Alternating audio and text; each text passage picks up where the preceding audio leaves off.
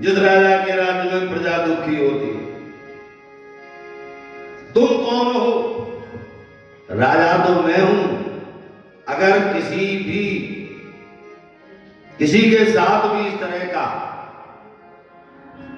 बिना अपराध के दंड देने का कार्य किया जाएगा तो निश्चित बात है कि मुझे नरकगामी होना पड़ेगा, क्योंकि राजा मैं हूं।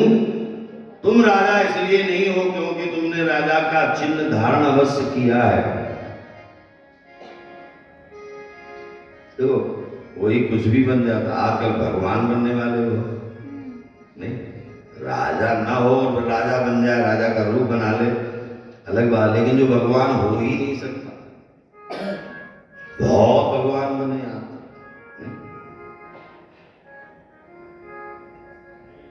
लेकिन देखो जो कपट होता है वो बहुत समय तक नहीं चलता है।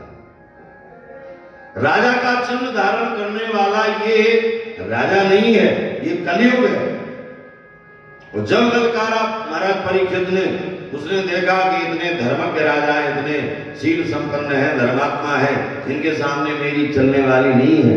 इसलिए उसने अपना मुकुट महाराज परीक्षित के चरणों में रख दिया। महाराज क्षमा करें, हमसे अपराध हो गए, भूल हो गई। परीक्षित ने कहा कि तुम कलयुग हो, तुम अगर हमारे राज्य में रहोगे तो असत्य रहेगा, क्योंकि कलयुग के यही सब साधन हैं। असत्य होगा, असौच होगा, अशांति होगी, कलह होगा। कलह को ही तो कलयुग कहते हैं। जो बात बात पर कलह हो जहां, वहां समझना कलयुग रहता है। परीक्षित ने कहा कि नहीं, हमारी प्रजा इस तरह से कलह में, द्वेष में, असत्य में, अधर्म में आचरण करे, ये उचित नहीं है। इसलिए तुम हमारा ये राज्य सीमा छोड़ करके चले जाओ। उसने कहा कि महाराज हम कहां जाएं? जिस तरह से आप इस अनंत प्रजा को आप अपने राज्य में स्थान देते हो, हम भी तो आपकी प्रजा हैं, हमें भी तो आप स्थान दीजिए। क्योंकि आज कलयुग ने ये समझ लिया है कि मैं अधर्म का रूप अवश्य हूं, लेकिन महाराज परीक्षित जैसा धर्मात्मा कोई दूसरा हो नहीं सकता। इसलिए मैं अधर्म से जीत नहीं सकता। अब मैं अगर लड़ने को तैयार होऊंगा तो परास्त हो जाऊंगा। अब मुझे कोई ना कोई ऐसा उपाय चाहिए जो इन पर मैं आघात कर पाऊं, इन पर आक्रमण कर सकूं। उसने यही सोचा कि इस समय इन पर आक्रमण करने से तो मृत्यु होगी, इसलिए अच्छा है कि इनकी शरण में चले जाओ। क्षत्रिय का धर्म होता है कि शरणागत कहाँ जीत जई, निज अनहित अनुमान, ते नर पामर पाप में, ते नहीं बिलोकत हान। अगर किसी जीव ने आपकी शरणागति स्वीकार कर ली, आप में अगर सामर्थ्य है और फिर भी आप अगर उसकी अपनी हानि समझ करके उस शरण्य व्यक्ति की आप रक्षा नहीं करते हैं, तो निश्चित बात है कि ते नर पामर पाप में, गोस्वामी जी ने कई उपाधियां दे दी। तो नहीं कि लोग का हानि, यही मन में विचार करके महाराज परीक्षित ने भी निश्चय कर लिया कि भले ही मैं समझता हूं कि इसका रहना हमारे राज्य सीमा में उचित नहीं, लेकिन फिर भी अगर कोई शरण में आ गया है तो इसे फिर रखना ही पड़ेगा। उन्होंने द्यूतम पानम स्त्रिया सुना यत्रा धर्म चतुर्विधा, 4 जगह स्थान दे दिए।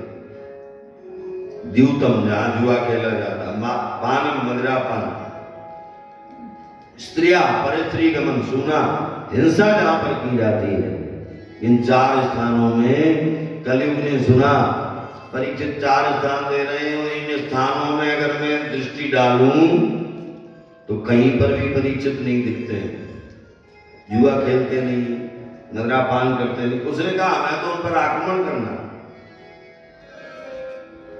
हाथ जोड़कर कलयुग ने कहा कि महाराज ये रहने के लिए हमारे लिए उपयुक्त नहीं है, जरा और कोई स्थान दीजिए जहां आराम से रह सकूं। पुनस्य आचमानाय जात रूप मदात प्रभु, जात रूप कहते हैं स्वर्ण को। जाओ तुम स्वर्ण में निवास करना, सोने में कलयुग रहता है। अच्छा, सोने शब्द में क्लेश है, सोना जागना भी है।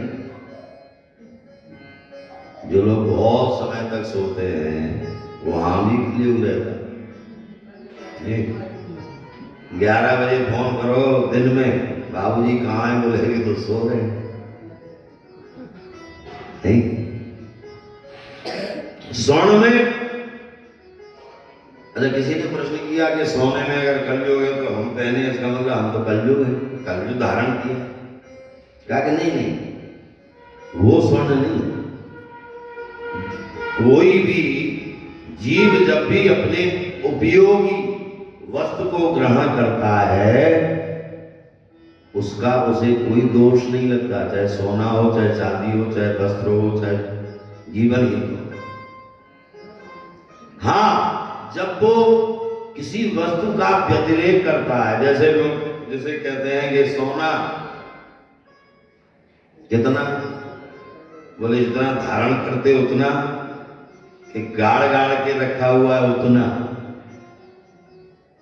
स्वर्ण वो जो बेईमानी से कमाया जाए, उसमें कलयुग का निवास। इसीलिए आपने सुना होगा कि ये जो वरदान, ये जो स्थान महाराज परीक्षित ने दिया, जब तक परीक्षित ने अपने सिर पर अपने वंश, अपने कुल के द्वारा दिए गए मुकुट को धारण किया, तब तक कलयुग ने प्रहार नहीं कर पाए, आक्रमण नहीं कर पाए। तो एक दिन जब है शिकार खेलने के लिए, कहते हैं ये स्थान देने के बाद कलयुग तो चला गया। शिकार खेलने के लिए एक दिन जब जा रहे थे महाराज परीक्षित, उन्हें स्मरण हुआ, मैं घोड़े पर बैठ करके जैसे ही मुख्य द्वार से निकल रहा हूं, बगल में ही संग्रहालय है जिसमें चमचमाता हुआ एक मुकुट रखा है। उन्होंने सोचा कि आज इसी मुकुट को धारण करके जाऊंगा, और वो मुकुट किसी और का नहीं, जरासंध का। वध जब भीम ने कर दिया था तो उसका मुकुट छीन लिया था।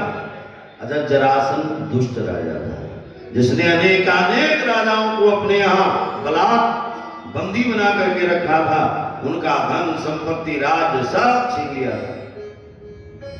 कागे ऐसे दुष्ट के शरीर पर, सिर पर धारण किया जाने वाला मुकुट, बेईमानी से कमाया हुआ मुकुट, दूसरे को कष्ट दे करके कमाया हुआ, कागे उसमें कलयुग का निवास।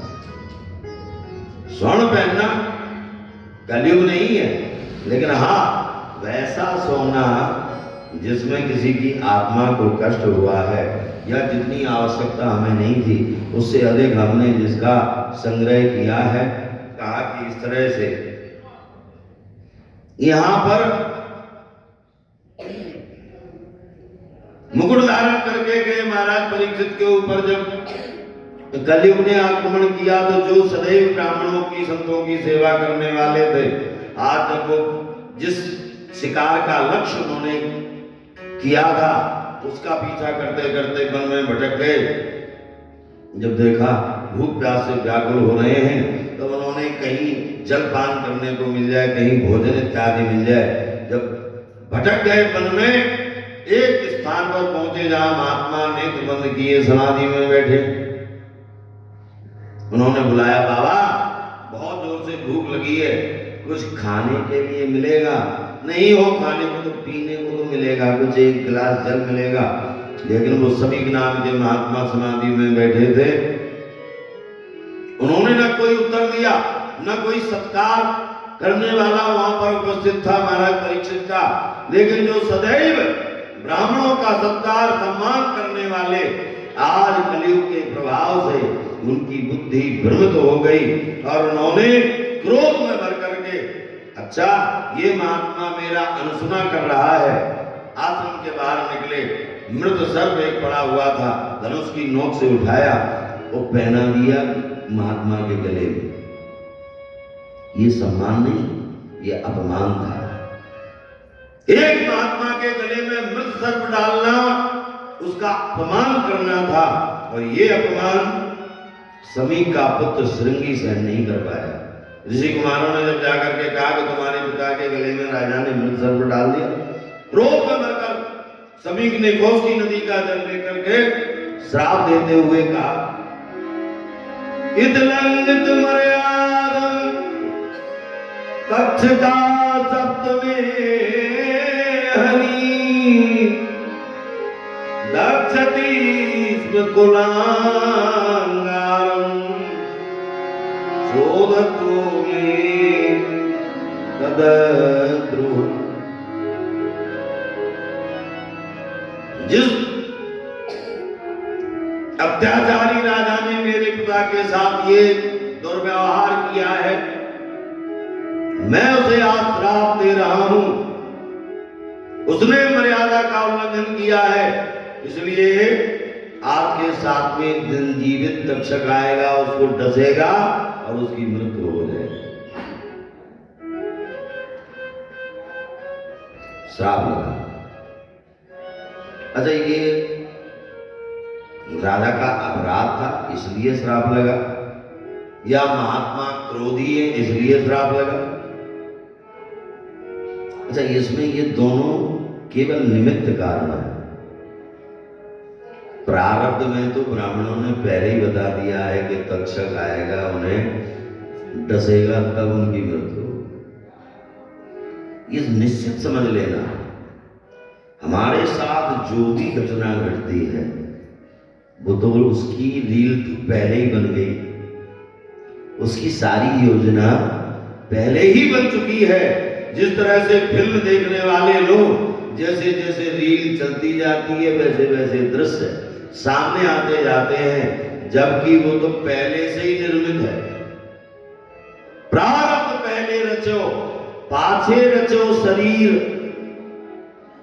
जिस शरीर के द्वारा सुख दुख हानि लाभ जीवन मरण जो भी हमें प्राप्त हो रहा है, निश्चित है कि वो पहले से ही समायोजित हो चुका है। लेकिन जो इसमें कारण बनता है, दोषी तो उसी को ठहराया। वो मेरे गुरु भाई एक दृष्टांत इसके लिए कहा करते थे कि जो दोष करेगा दंड उसी को मिलेगा। वो कहते थे कि बार रास्तागीर चला जा, बड़ा प्रसिद्ध है, रास्तागीर चला जा रहा था, उसने देखा आम का बागीचा है, उसमें जाकर के उसने देखा कि उसमें तो आम लगे। उसने सोचा भाई चलो ये आम खा लेता हूँ, तो उसने पत्थर मारा, आम गिरा। जब तक वो माली आ गई आम की रक्षा करने में, उसे क्रोध आया, उसने उठा के तो उसकी पीठ में मारे। तो वो कहते थे कि देखो इस बेचारी पीठ की क्या गलती थी? अगर देखा जाए तो अपराध कहां से? बोले आंखों ने देखा कि ये बगीचा आम, लेकिन देखा आंख ने, लेकिन आंखें तो चल नहीं सकती। पैर चल कर गए, पैरों ने चल करके बगीचे में प्रवेश किया, लेकिन पैर तो तोड़ नहीं सकते, तोड़ा हाथों ने। देखो, देखा आंख ने, चल के पैर गए, तोड़ा हाथों में, बेचारी पीटी, पीठ को पीटना पड़ा। तो वो कहते थे कि नहीं नहीं, ये दंड पीठ को नहीं मिला, अगर और विचार करेंगे तो जब पीठ में डंडे पड़े तो आंसू कहां से निकले? बोले जहां से गलती की शुरुआत हुई थी, दंड तो उसी को भोगना पड़ा। हाँ, देखने में आपको भले ही लगता हो कि निमित्त कोई और है, दंड कोई और करे, अपराध को और पाव फल भोग, ये कहा जा सकता है, लेकिन ऐसा होता नहीं। निश्चित है पहले से ही, लेकिन निमित्त बने समीक के पुत्र श्रृंगी, जिन्होंने 7वें दिन तक्षक के काटने से आपकी मृत्यु हो जाएगी। अच्छा, दौड़ा दौड़ा ऋषि कुमारों के साथ जब अपने पिता के आश्रम में प्रवेश किया, जोर जोर से रोने लगा श्रृंगी, नेत्र खुल गए महात्मा। किसी ने कहा कि परीक्षित चिल्ला रहे थे तब नहीं खुले, वो अपना बेटा रोया तो फट से नेत्र खुल गए। यहां भी अपना और पराया है। कहा नहीं नहीं, समाधि का एक समय होता है, समाधि से लौटने के लिए समय पहले से ही निश्चित करके समाधि ली जाती है, और उसे पता था कि अब हम मेरे पिता की समाधि का समय, टूटने का समय आया, तब वो पहुंचा था, इसलिए नेत्र महात्मा के खुले। शिष्यों के द्वारा जब पता चला सभी को, मेरे पुत्र ने एक राजा को श्राप दे दिया, धर्मपालो नरपति सतसम्राट अक्षवा साक्षात् महाभागवतो राजर्षि है मेरा। ऐसा मेधा संपन्न, ऐसा धर्मशील राजा, ऐसा महाभागवत, जिस पर भगवान ने स्वयं गर्भ में, मां के गर्भ में प्रवेश करके उसकी रक्षा की हो, और उसको तुमने 7वें दिन मृत्यु का श्राप दे दिया, पुत्र ये तुमने उचित नहीं किया। गौरव नाम के अपने शिष्य को बुलाया, समाचार भेज दिया महाराज परीक्षित के पास, कह देना उनसे 7वें दिन तक्षक के काटने से मृत्यु हो जाएगी। अच्छा, कहा जाता है कि जब महाराज परीक्षित लौट करके आए और उन्होंने वो जरासंध वाला मुकुट जैसे ही उतार कर रखा, तो मुकुट के हटते ही कलयुग का जो प्रभाव था वो समाप्त हुआ, होश आया महाराज परीक्षित ने मन में विचार किया कि धिक्कार है मुझे, आज मैंने इतना बड़ा अपराध कर दिया। एक ब्राह्मण के गले में, एक संत के गले में मैंने मृत सर्प डाल दिया। हे नारायण, अगर आप दंड देने वाले हैं तो इसी क्षण मेरी मृत्यु हो जाए। इतना दुष्कर्म मेरे द्वारा कैसे हो गए? तब तक समीक ने आकर के कहा कि महाराज की जय जयकार हो, आपको तो 7वें दिन मृत्यु, आपकी 7वें दिन मृत्यु होगी। महाराज परीक्षित गदगद हो गए। उन्होंने कहा कि महात्मा कितने कितने सहनशील हैं, कितनी कृपा करने वाले। उन्हें ये नहीं कि उन्होंने मुझे श्राप क्यों दे दिया, 7 दिन में ही मृत्यु मरने के लिए क्यों कह दिया, बल्कि उन्हें तो ये लगा कि महात्मा चाहते तो ये भी कह सकते थे कि परीक्षित इसी क्षण मर जाए। ये भी संभव था, क्योंकि महात्मा चाहते ऐसा श्राप देना तो ये संभव होता। लेकिन कितने दयालु हैं, उन्होंने कहा कि 7वें दिन, 7 दिन का समय हमें दिया है।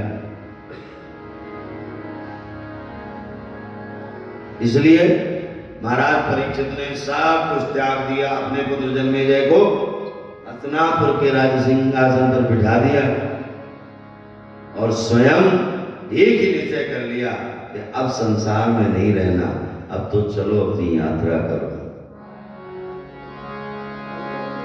करो रे मन चलने की तैयारी, करो रे मन चलने की तैयारी, चलने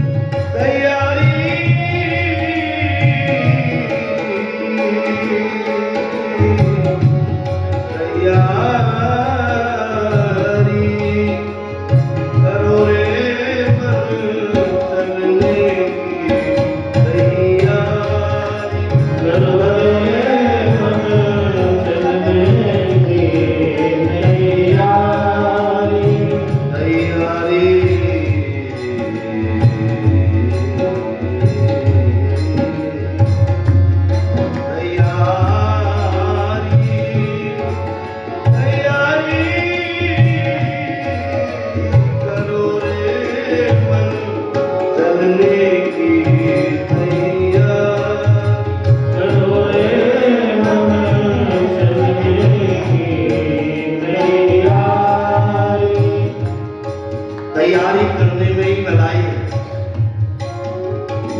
एक बात बताना, हम लोग जब भी कहीं जाने को तैयार होते हैं तो अपने काम में आने वाली प्रत्येक वस्तु को जुटाते हैं। ये नहाएंगे तो कपड़े पहनेंगे, ये नहाएंगे तो साबुन लगाएंगे, ये नहाने के बाद तेल धुले लगेंगे, ऐसे करते सारी तैयारी। अच्छा, संसार में रहने की तैयारियां हैं, लेकिन वहां जाने की कोई तैयारी नहीं। यहां हमें जो कुछ भी मिला था वो सब यहीं रह जाएगा, और तो और बाहरी वस्तुओं को छोड़िए, नेत्रों की ज्योति मिली थी यहीं समाप्त हो जाएगा। कानों से सुनने का सामर्थ्य मिला था, बुआ जी कहती जरा जोर से बोलो, क्यों अब सुनाई नहीं देती, यहीं रह जाएगा। एक शायर ने तो कहा, होशो हवास, जो भी हमें होश मिला था, होशो हवास तामो धुआं सब जा चुके हैं दाग, अब हम भी जाने वाले हैं, सामान तो गया। जो सामग्री मिली थी हमें, जैसे हम यात्रा करने के लिए वाहन में बाद में बैठते, पहले सामान भेजते, रखो रखो रखो सामान रखो। इसलिए तो कहा, करो रे मन चलने की तैयारी, करो रे मन चलने की तैयारी, आए हो तो जाना होगा, आए हो तो जाना होगा, शास्त्रीय नियम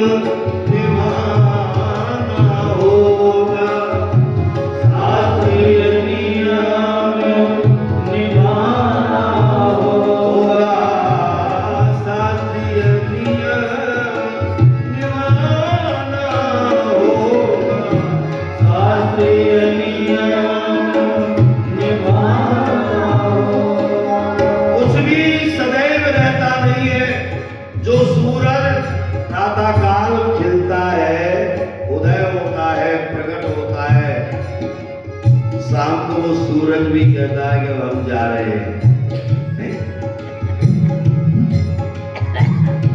सूरज नित प्रति करता रहेगा, सूरज नित प्रति करता रहेगा, सूरज नित प्रति करता रहता, सूरज नित प्रति करता रहता, ढलने की तैयारी, करो रे मन चलने की तैयारी, करो रे मन चलने की तैयारी। देखो, जीवन में, मनुष्य जीवन में इच्छाएं कभी पूरी नहीं होती। कई बार लोग कहते हैं कि अभी कहाँ चलेंगे, अभी तो बहुत समय है, अभी तो ये करना, अभी तो वो करना, तो बहुत बहुत काम है। किसी से भी कहो कि वृंदावन चल, अरे काम मरने की तो फुर्सत नहीं। कितनों के अरमान अधूरे, कितनों के अरमान अधूरे, ओ जाने कौन करेगा पूरे, जाने कौन करेगा पूरे। काल बली संकल्प कर चुका, काल बली संकल्प कर चुका, ओ काल बली संकल्प कर चुका, काल बली संकल्प कर चुका। ओ छलने की तैयारी करो रे मन, चलने की तैयारी करो रे मन, चलने की तैयारी करो रे मन,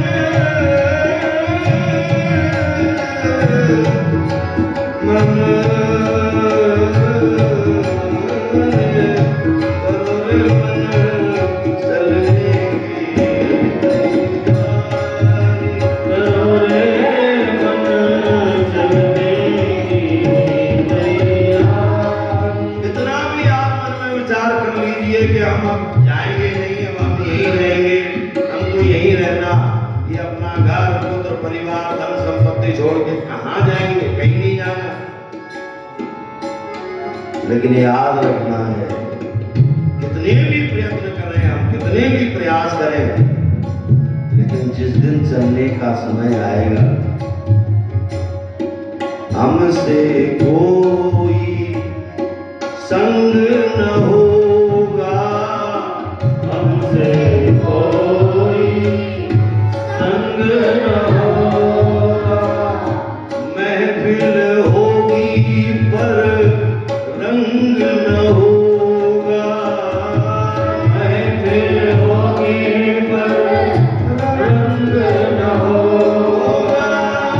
महफिल होगी पर रंग न होगा, महफिल होगी पर रंग न होगा। होगा क्या?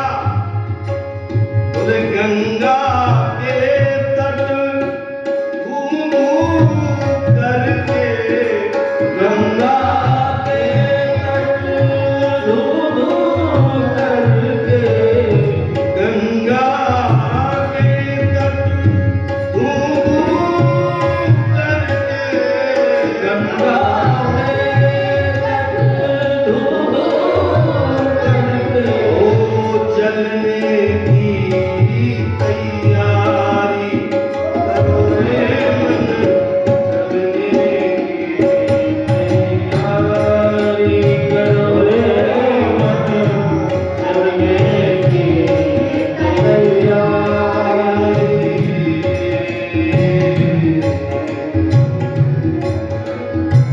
करो रे मन, चलने की तैयारी करो रे मन, चलने की तैयारी।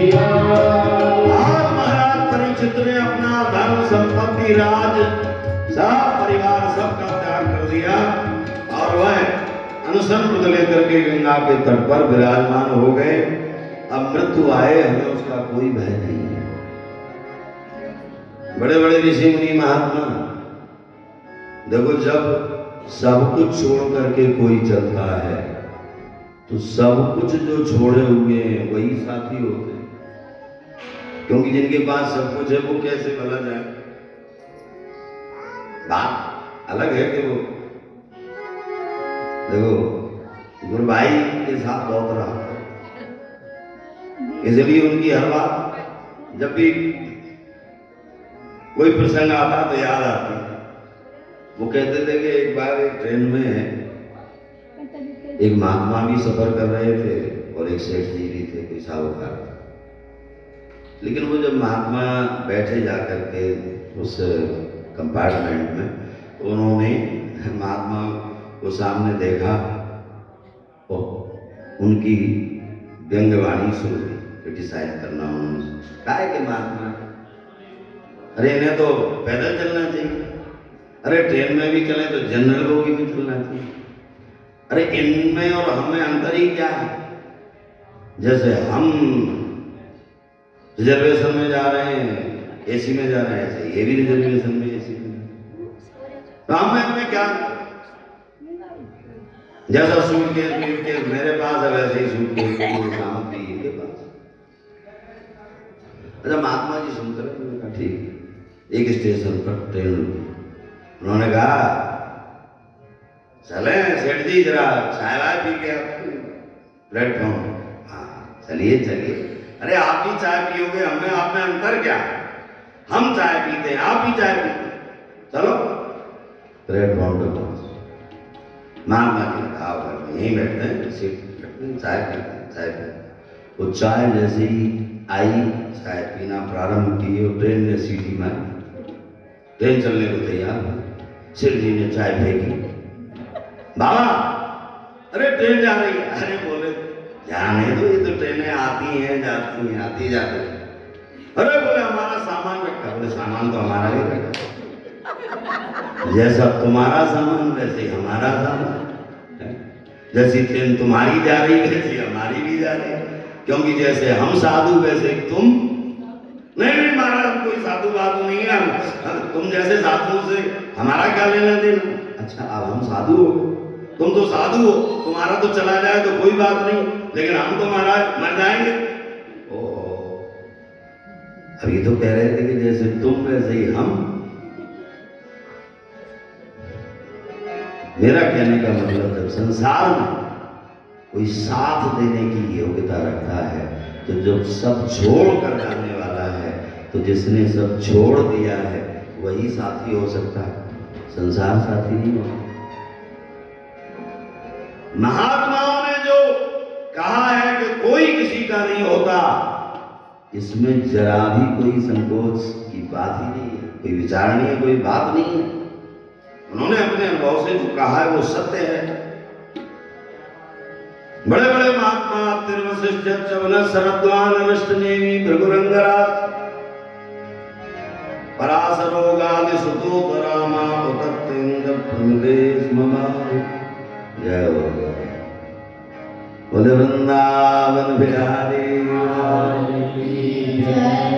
अब पूरा हुआ, अभी तक अधूरा था ना, अब पूरा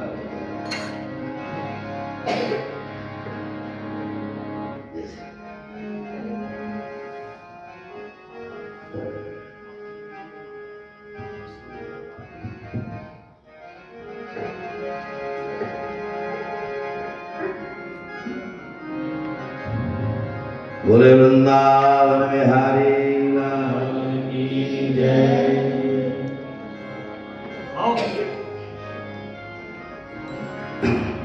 गुरुदेव भगवान ने जब ये आश्रम बनाया, अविनाशी गीता आश्रम वृंदावन में, उसके पहले ही अविनाशी गीता आश्रम मुरई में बन चुका था। लेकिन जब भी कोई ऐसी बात होती थी, कोई कहे महाराज यहाँ वहाँ कैसे था, तो महाराज जी कहते नहीं, वृंदावन आश्रम तो दिल्ली वालों का, वहां की व्यवस्था तो भाई वही करेंगे, वो जाने क्या करना है। वही मैं कह रहा हूँ कि अब पूरा हुआ, ये तो अधूरा था। एक ही सही है तो कोई दिल्ली वाले हमारे भैया। बोले वृंदावन बिहारी अतिर्वशिष्ठ चवलन शरद्वान अनष्टनेमि भृगुरंगराज। बड़े बड़े महापुरुष पधारे। जब उन्होंने सुना कि महाराज परीक्षित ने सब कुछ त्याग कर अनशन व्रत लिया है, गंगा के तट पर बैठे हैं, महात्माओं ने कहा कि राजन जब तक तुम्हारे प्राण हैं, जब तक तुम्हारा शरीर है, हम तुम्हारे साथ ही हैं, हम तुम्हें छोड़कर नहीं जाएंगे। अब परीक्षित मानो मन में अगर सोचे तो ये तो संसार भाई, जब तक शरीर है, जब तक प्राण, तब तक तो सभी नहीं। वो बात अलग है कि शरीरांत होने के बाद लोग कहते हैं भैया क्या देर कर रहे हो, जल्दी करो, अब जल्दी करो।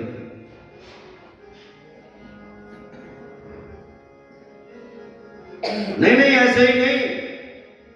जब तक आपके हृदय में मोक्ष की कामना नहीं जाग जाती, जब तक पूर्ण रूप से आपके मन में यह विश्वास नहीं हो जाता कि जो सब कुछ त्याग करके और भगवान के चरणों में अनुरक्त होकर बैठते हैं, संसार कोई बाधा उन्हें पहुंचा नहीं पाता है। जब तक ये हम आपके मन में नहीं, हम आपको छोड़ करके जाएंगे नहीं। बताइए आपकी क्या समस्या है, आपने क्यों ऐसा व्रत लिया? तक्षक 7वें दिन काटेगा, हमारी मृत्यु हो जाएगी इसी भय से? नहीं नहीं, परीक्षित कहते हैं कि भय तो हमें है ही नहीं, क्योंकि मृत्यु से हम डरते नहीं हैं, हम तो काल से भी नहीं डरते हैं। हमारे ऊपर आक्रमण करने वाले अनेकानेक राजा आते हैं, हम उनके भय से भयभीत नहीं हुए कभी। लेकिन हाँ, ये अवश्य है कि हम ये जानना चाहते हैं कि जो मनुष्य जन्म लेने के बाद एक एक क्षण छींचता रहता है, समाप्त होता रहता है, और एक ना एक दिन उसका ये पंचभूत शरीर नष्ट होना ही होना है। ये है ही नहीं कि ये रह जाए, ये रहने वाली वस्तु है नहीं, ये सदैव ही मरण धर्मा है। तो ऐसा जो मरण धर्मा जीव है, पुरुष है, उसे क्या करना चाहिए? अच्छा, ये बात परीक्षित के हृदय से उद्गार में निकली, क्योंकि उर्प्रेरक रघुवंश विभूषण, जो भी भाव प्रकट होता है वो हृदय से होता है, और हृदय में बैठे भगवान की ही प्रेरणा से होता है। अच्छा, जब भगवान की प्रेरणा से ये प्रकट हुआ तो भगवान ने भी सोचा कि ये वही परीक्षित है जिनका मैंने रक्षण किया, संरक्षण किया, इनके माँ के गर्भ में प्रवेश करके, और आज ये 7वें दिन मर जाएंगे उस चक्के काटने से। और ये बड़े बड़े महात्माओं के सामने जो प्रश्न कर रहे हैं, एक एक महात्मा तो जब उनके प्रश्नों का उत्तर देना प्रारंभ करेगा तो हजारों दिन भी बीत जाएंगे, ये 7 दिन की कौन? तो फिर परीक्षित का कल्याण कैसे हो? लेकिन भगवान ने कहा कि जब तक हमें कोई बुलाता नहीं है तब तक मैं जाता नहीं। भगवान तो कहते हैं कि बस तुम एक बार चलकर मेरी ओर आओ, तो जो तू आवे एक पग, तो मैं आऊं पग 60। ये ब्रज की बात है। भगवान श्री कृष्ण लीला के समय में यही कहते हैं कि अगर तू एक चरण मेरी ओर धारण करता है, चलता है, तो मैं तेरी ओर 60 चरण चल करके आ जाता हूं। लेकिन जब पहले तू चले तब ना। भगवान ने कहा कि जब तक मुझे कोई बुलाए नहीं तब तक मैं कैसे जाऊं? मैं तो नहीं जाऊं।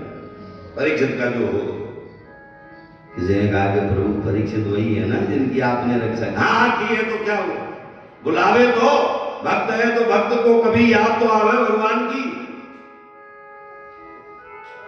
तुम याद करोगे नहीं, हम कृपा करते रहेंगे। तो किसी ने भगवान से कहा कि ऐसा है, भगवान बन के मत जा। भाई भगवान को बुलाने की जरूरत पड़ती है जब जाते हैं भगवान बन के मत जाओ। फिर बोले बिना बुलाए इतने पहुंच गए, कौन है? बोले साधु है। बोले तुम भी साधु बन के चले, तुम भी संत बन के चले जाओ। इसलिए आज भगवान बन करके परीक्षित की रक्षा नहीं, सुखदेव बन करके रक्षा किए। आज भगवान व्यास पुत्र सुखदेव बन करके परीक्षित की रक्षा के लिए प्रकट हुए हैं। इसलिए वहां पर जो शब्द का चयन किया है भागवतकार ने, तत्र भवत भगवान, तत्र अभवत, वहां पर प्रकट हुए कौन? बोले भगवान। बोले भगवान तो बिना बुलाए आते नहीं। बोले व्यास पुत्र है ना, ये सुखदेव है, ये महात्मा है, इसलिए बिना बुलाया। तत्र भगवत भगवान व्यास पुत्रो। बोलो सुखदेव जी महाराज की जय। अलक्षलिंगो निजलाभ तुष्टो प्रतैक्ष बालैरवधूत वेश।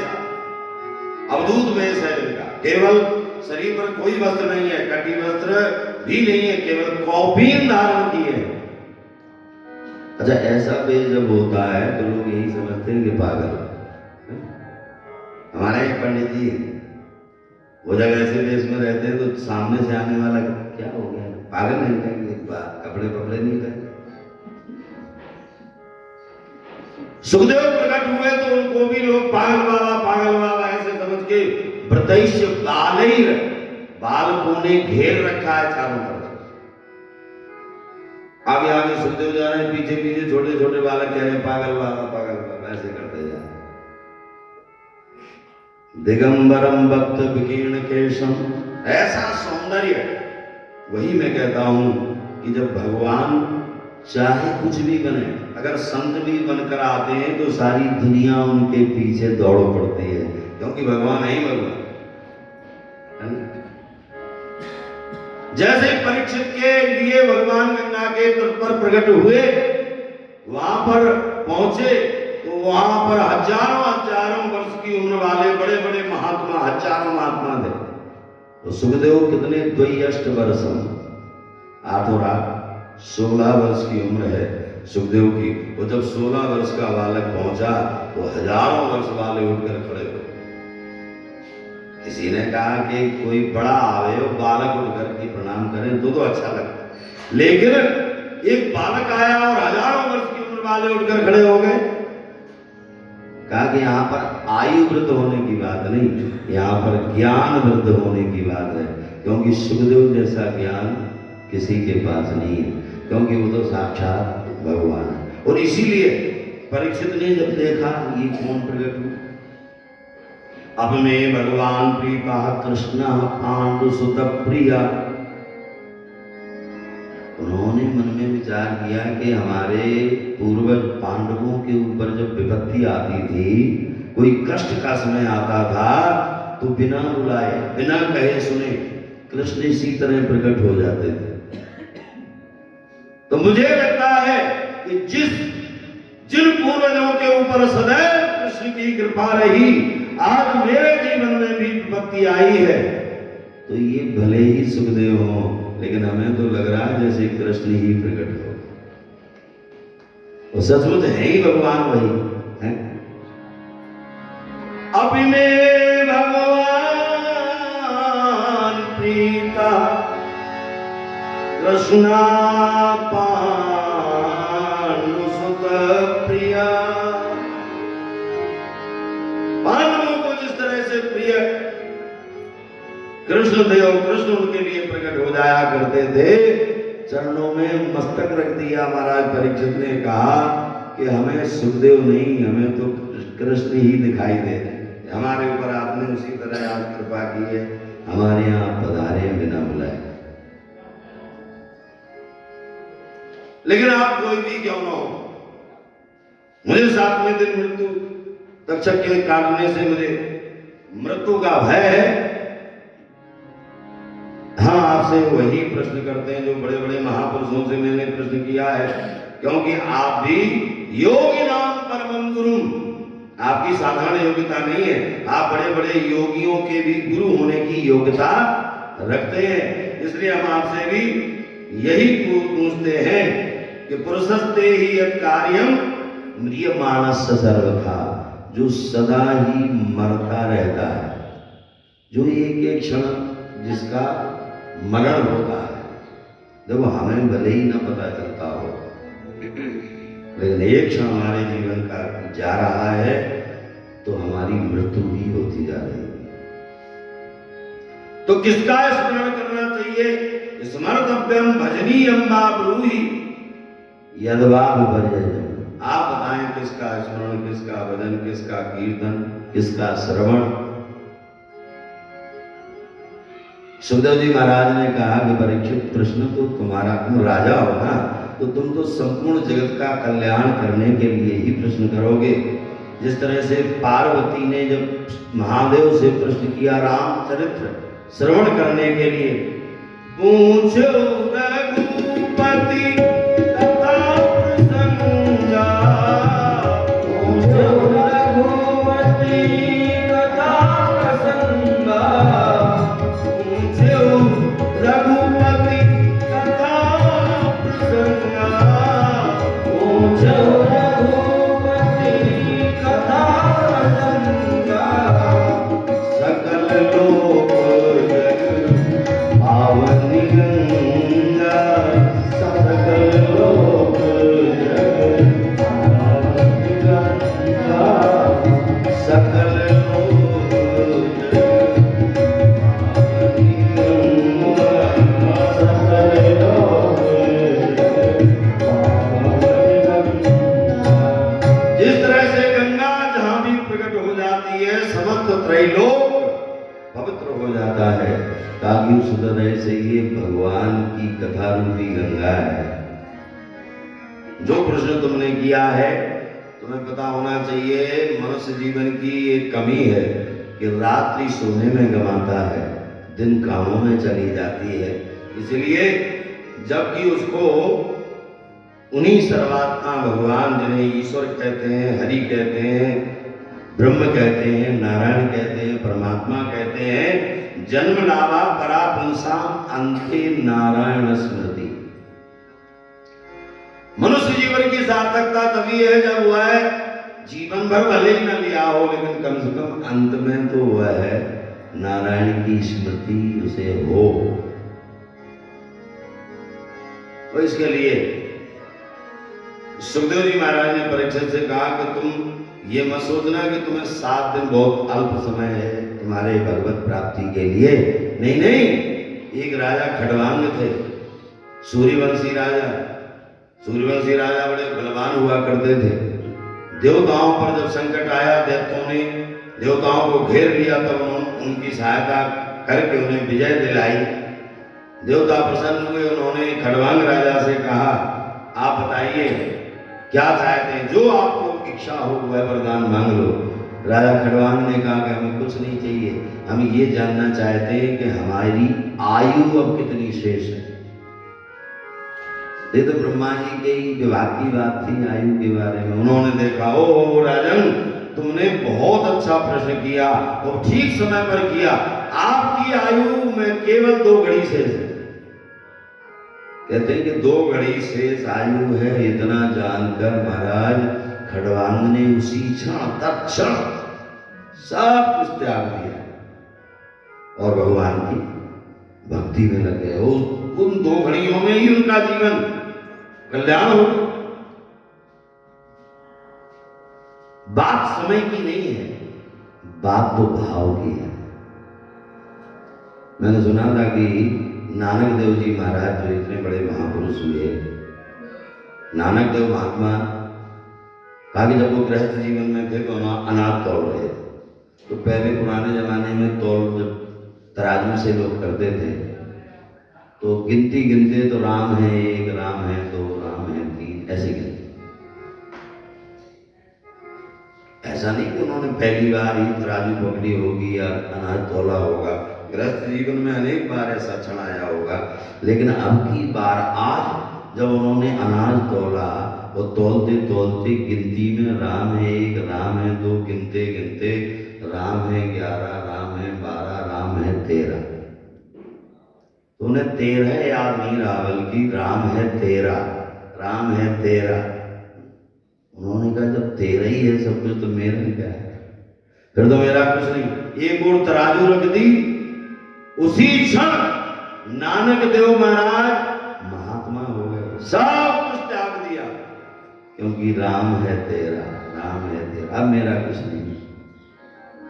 अनेक महात्माओं ने इसकी पुष्टि की है।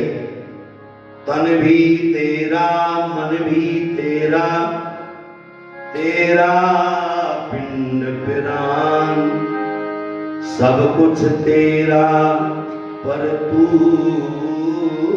है मेरा, यह दादू का ज्ञान।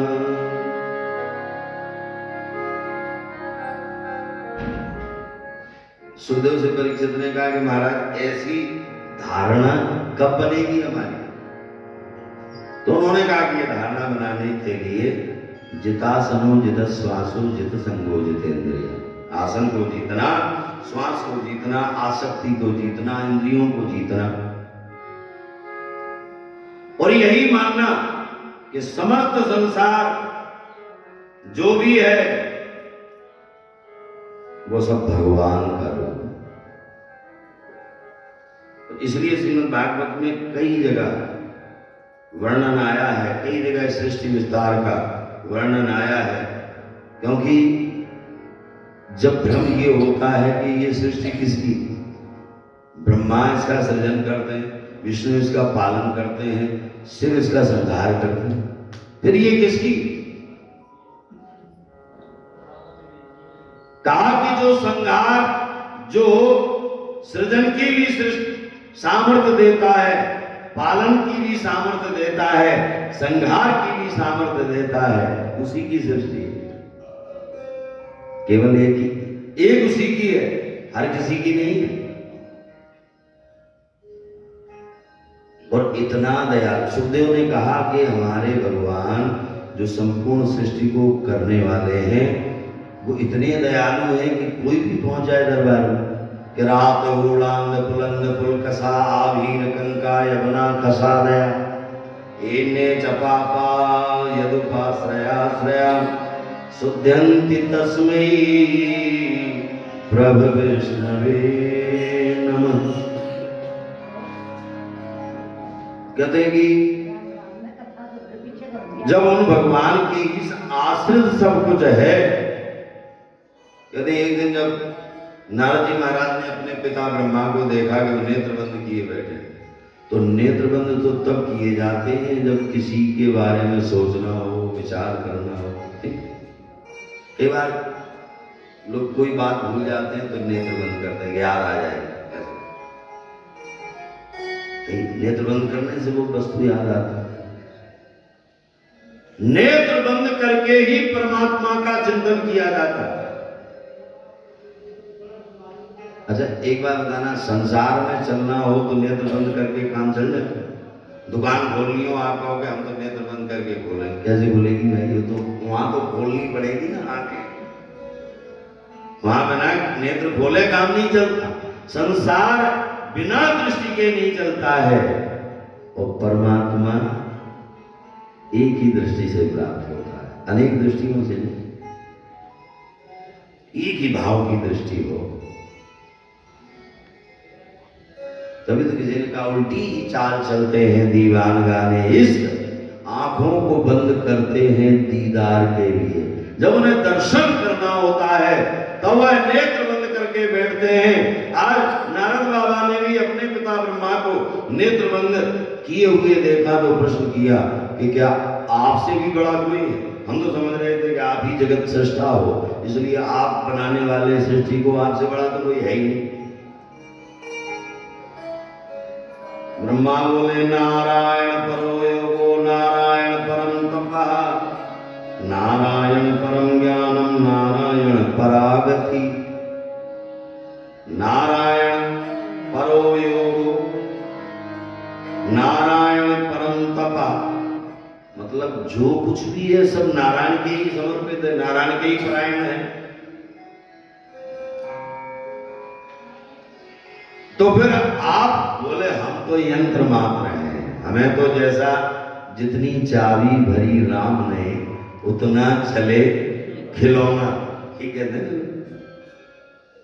ये हम सब तो खिलौने हैं ना उसके, वो जितनी भर देता है वह उतने ही चलते हैं, और जहां चाबी खत्म हुई सुई बस, फिर तो भरने वाला जाने कब भरेगा। यद्यपि करके सृष्टि के प्रारंभ में नारायण की नाभि से कमल, कमल पर ब्रह्मा, और ब्रह्मा को जब कुछ समझ नहीं आता है वो सोचते मेरा प्राकृतिक इसलिए, तो वो बड़े आश्चर्यचकित होकर जब देखते हैं तो उन्हें आकाश में दो शब्द सुनाई देते हैं, ता और पा, तप करो। और वो जब तप करते हैं तो भगवान उनके समक्ष प्रकट होते हैं और उनसे कहते हैं कि हमने तुम्हें सृष्टि विस्तार के लिए सृष्टि सृजन के लिए प्रकट किया है। महाराज हमें तो ज्ञान नहीं है, हम कैसे सृष्टि का विस्तार करें? तब चतुश्लोकी भागवत का उपदेश नारायण स्वयं ब्रह्मा को करते हैं।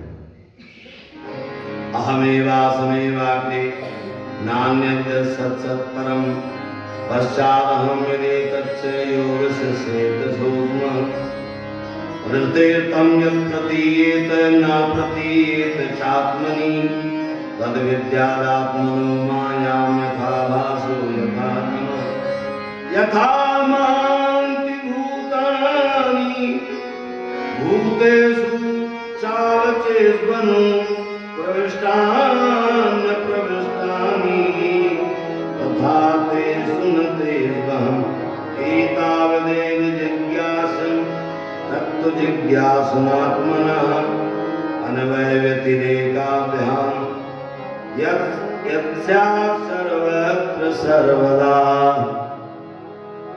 4 श्लोकों में भगवान ने यह बता दिया कि अहम एवा, मैं ही पहले था, मैं ही बाद में रहूंगा, मैं ही वर्तमान में हूं। मतलब त्रिकाला बाधित जो सत्य परमात्मा है, तीनों कालों में जो सदैव एक रस रहता हो, वही वो कहते हैं कि जो कुछ भी दिखाई दे रहा है सब कुछ मेरी ही विभूति है।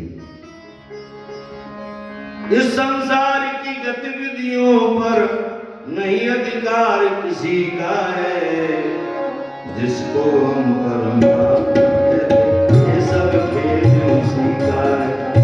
जिसको हम परमात्मा कहते हैं, सब खेल उसी का है।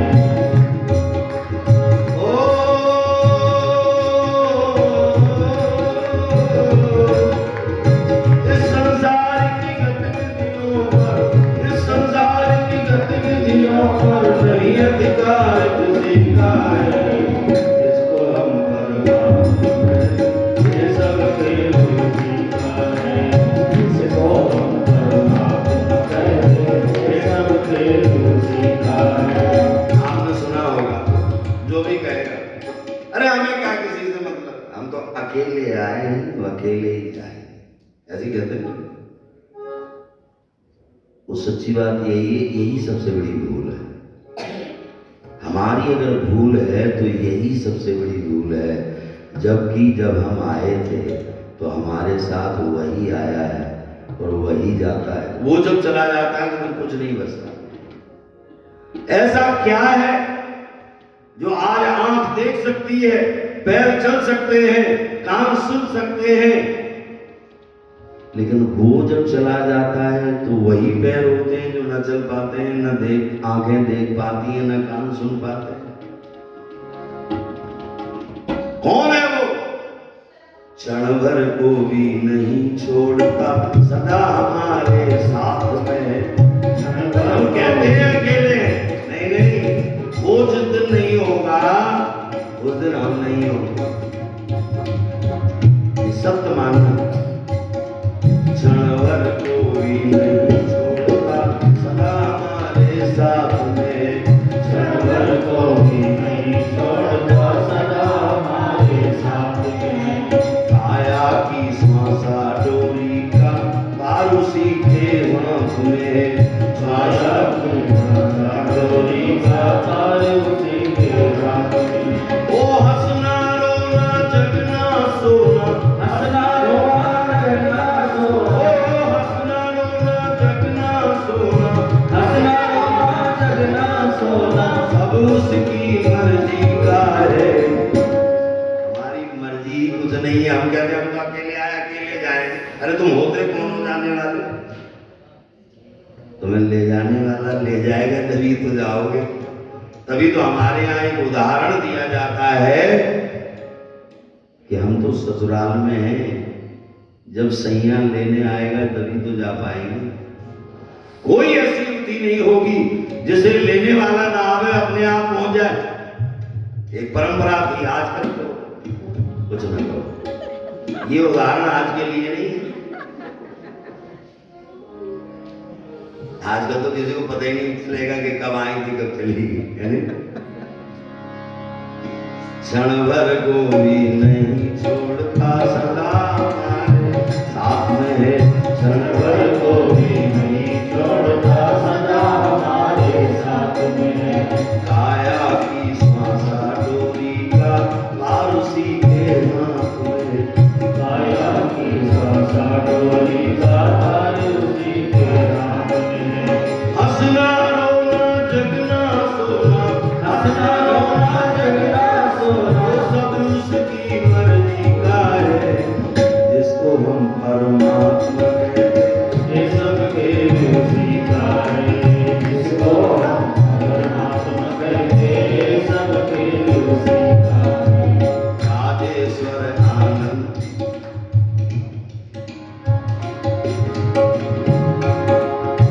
राजेश्वर आनंद अगर सुन चाहो तो मानो शिक्षा, राजेश्वर आनंद अगर मानो तो मानो शिक्षा। कहे अभिमान मिला दो उसकी इच्छा में अपनी इच्छा, तेरे अभिमान मिला दो इच्छा में अपनी इच्छा। यही भक्ति का भाव है प्यारे, यही भक्ति का भाव है प्यारे, यही भक्ति का भाव है प्यारे, यही भक्ति का भाव है प्यारे।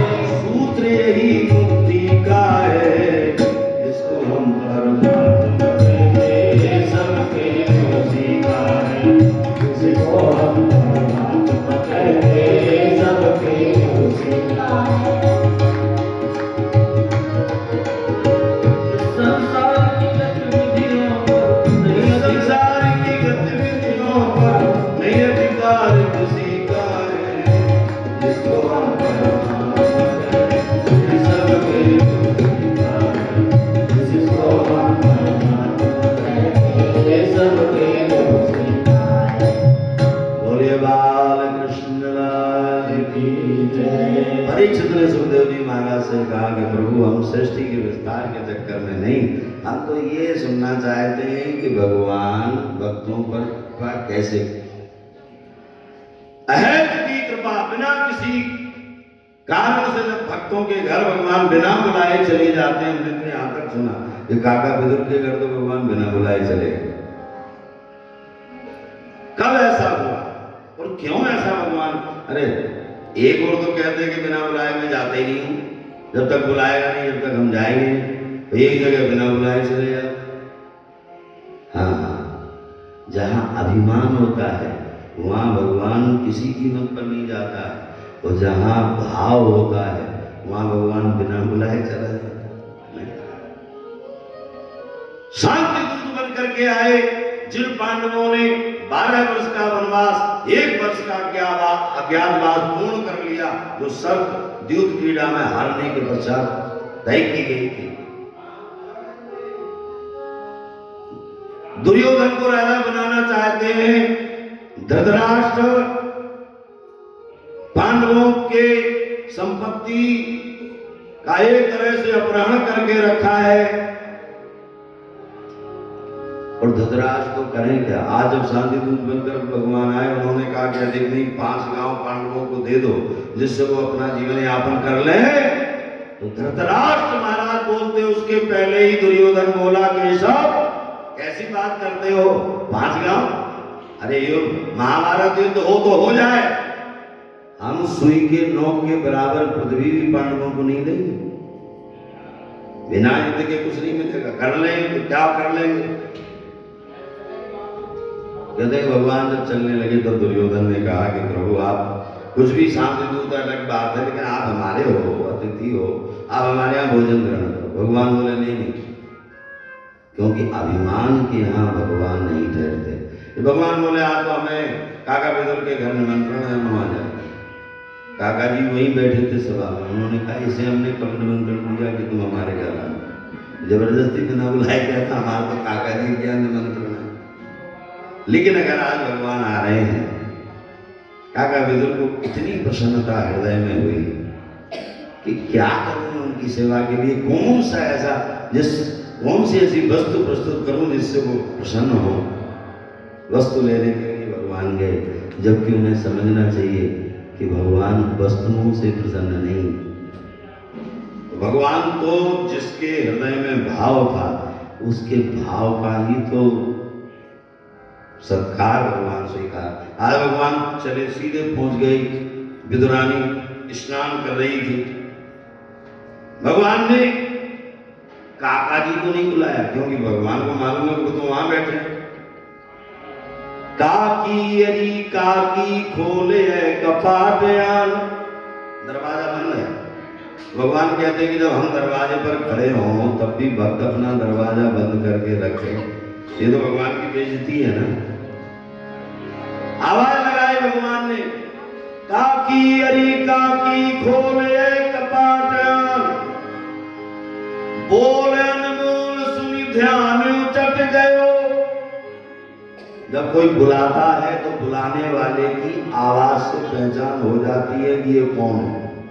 दरवाजे पर आपके कोई बुलावे तो कई बार हो सकता ना पहचाना जाए, लेकिन बार बार बुलाएगा और परिचय का है तो उसकी आवाज बताती है कि अमुक व्यक्ति बुला रहा है। जैसे ही आवाज पहचानी काकी विदुरानी ने, अरे ये तो द्वारकाधीश प्रभु की आवाज है। नगन उठ धाई, अभी स्नान कर रही थी, वस्त्र एक और उतार कर रख दिए थे। इतनी पागल प्रेम में हो गई कि उसे यही पता नहीं कि पहले मैं वस्त्र तो पहन लूं तब दरवाजा खोलूं। नगन उठ धाई, ब्रजराज की बाणी सुनी, बौरी सी विदुरानी, प्रेम यो प्रगट भयो।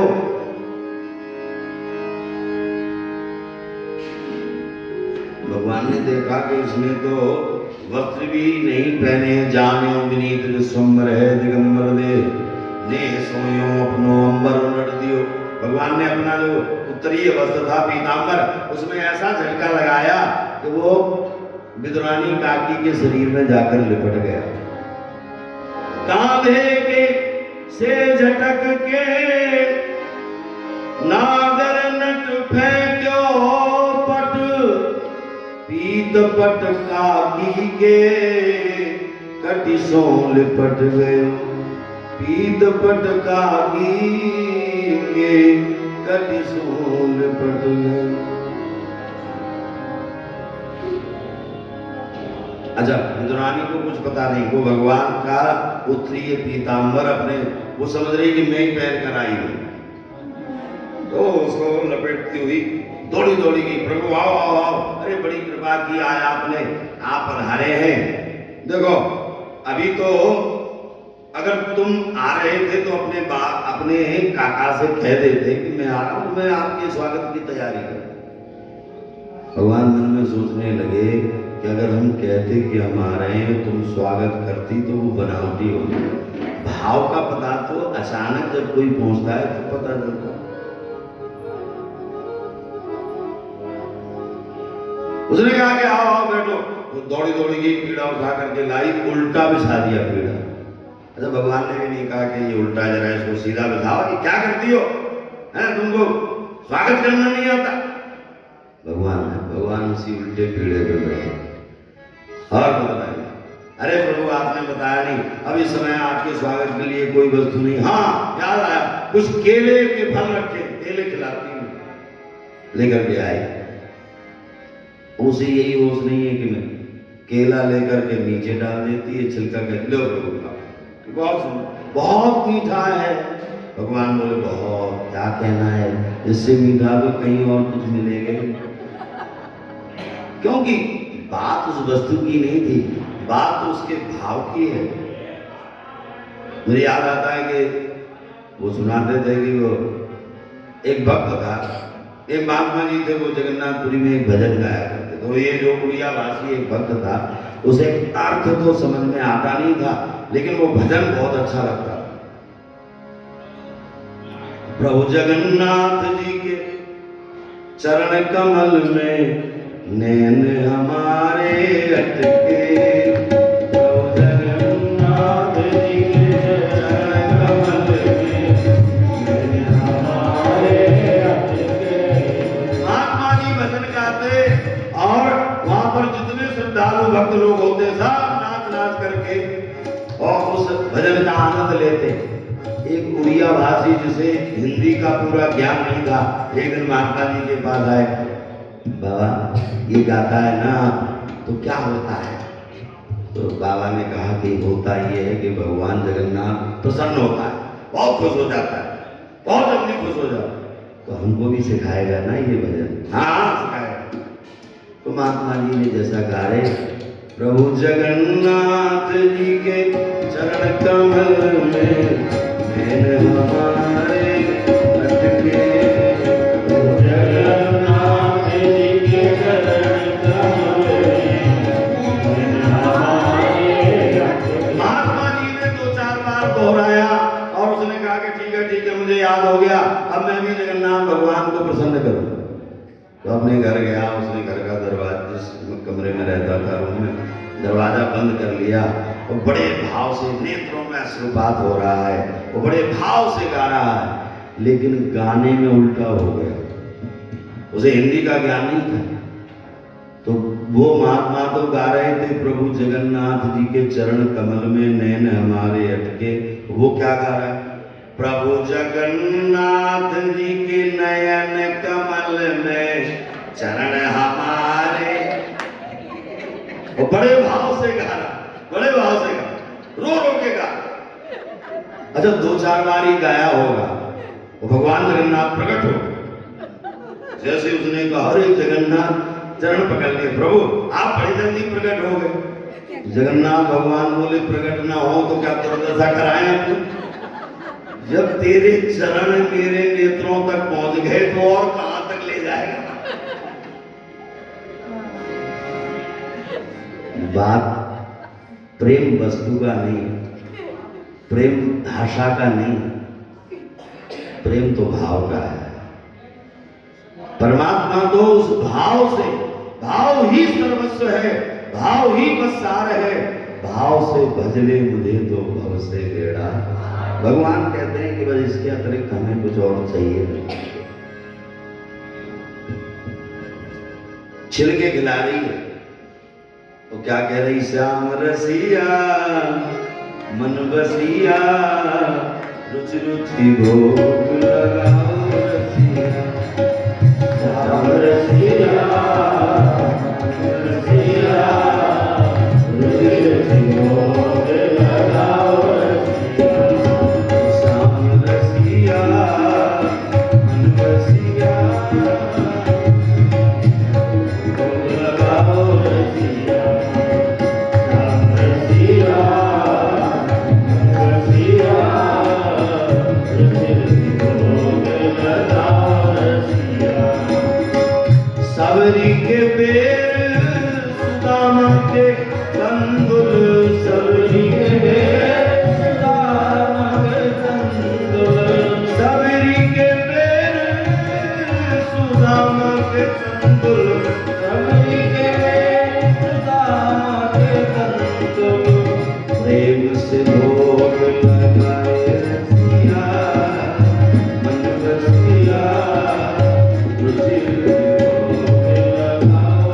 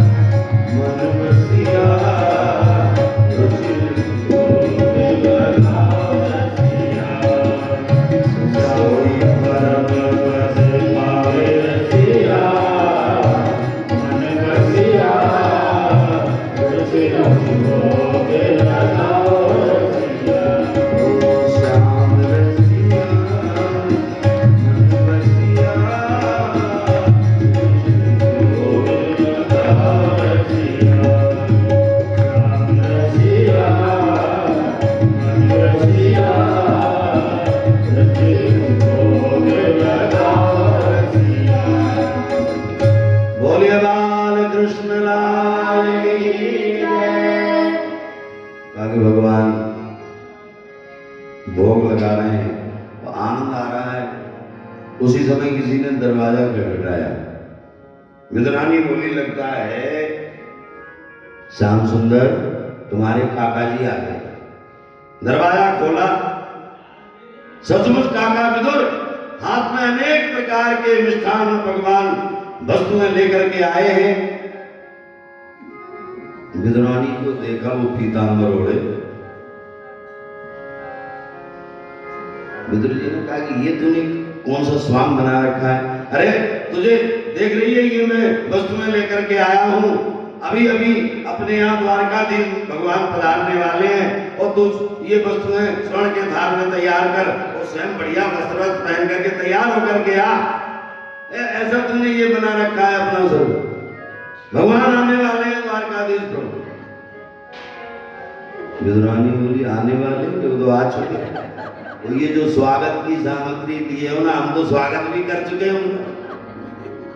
अरे भगवान ने भी देखा कि काका जी आ गए, तो जो छिलके इतने खाने में स्वागत किया गया, भगवान ने सोचा जरा उन्हें भी दिखा दें कि ये मुझे क्या स्वागत मिला। तो छिलके का कुछ भाग बाहर निकाले थे, चबाए जा रहे हैं। जब तक आए काका विदुर, भगवान बोले, आओ आओ काका जी। अरे बोले, ये क्या खा रहे हो आप? ये छिलके? दृष्टि गई तो नीचे सारे केले पड़े और ये तो पगला गई, इसलिए ये क्या किया, हाथ पकड़ करके ले गए।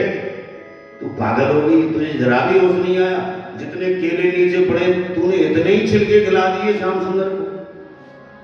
बहुत बड़ा अपराध हुआ है। चल अब क्षमा याचना कर लेंगे, उन्हें सुंदर सुंदर वस्तुओं से भोग लगाएंगे। तो जैसे ही काका विदुर सुंदर वस्तुएं स्वर्ण थाल में सजा करके जैसे ही भोग लगाने को हुए, भगवान प्रसन्न नहीं है। क्या बात है, आप नाराज हो गए? नहीं नहीं नहीं, आपने बीच में आके सब गड़बड़ कर दी। थोड़ी देर और आप ना आए होते तो मेरे जन्म जन्म की वो भूख थी वो मिट गई होती। काका विदुर बोले, धन है ऐसी तेरी भूख के छिलकों से मिटती है। ऐसे कितने जन्मों के आप भूखे थे? भगवान बोले, स्वर्ग ना सुहायो। एक बार अपने लोक में रहते रहते मुझे अच्छा नहीं लग रहा था कि बिना भक्तों के कैसे रहें। नहीं, जैसे भक्त भगवान के बिना नहीं रह पाता, वैसे भगवान भी भक्त के बिना नहीं रह पाता। हमें लगा कि नहीं अब चलना चाहिए, भक्तों के साथ कुछ लीलाएं करना चाहिए। तुम्हें महाराज दशरथ के यहाँ राम बनकर, उनका पुत्र बनकर आए। स्वर्ग ना सुहायो अवधेश घर आयो, फिरो पेट भर न पायो प्रवास बन कीनो। राम बनकर के आया, जब खाने के दिन थे उसी समय वनवास हो गया। वो 1-2 दिन का नहीं, 14 वर्ष तक कंदमूल फल ही मिले, कुछ और खाने को नहीं, तो भूखे ही रहना पड़ा। वो पूरा जन्म भूखे ही व्यतीत हुआ। नंद यशोदाधर जीवन सब यों ही गयो, जाको दही दूध और वाकी छाछ खायो। कभी ये गोपी बुलाती है कि नहीं हमारे घर आना, हम तुम्हें पेट भर के माखन और छाछ पिलाएंगे। और जैसे ही मैं कहता लो पिलाओ, तो कहती कोई पात्र नहीं है, जरा हाथ से ही पिलाएंगे। वो 1-2 घूंट पिलाती, ताई अहीर की छोहरियां छछियावर छाछ पे। यदि पहले नाच के दिखा तब पेट भर के पिलाएंगी, नहीं तो जा बहुत हो गए।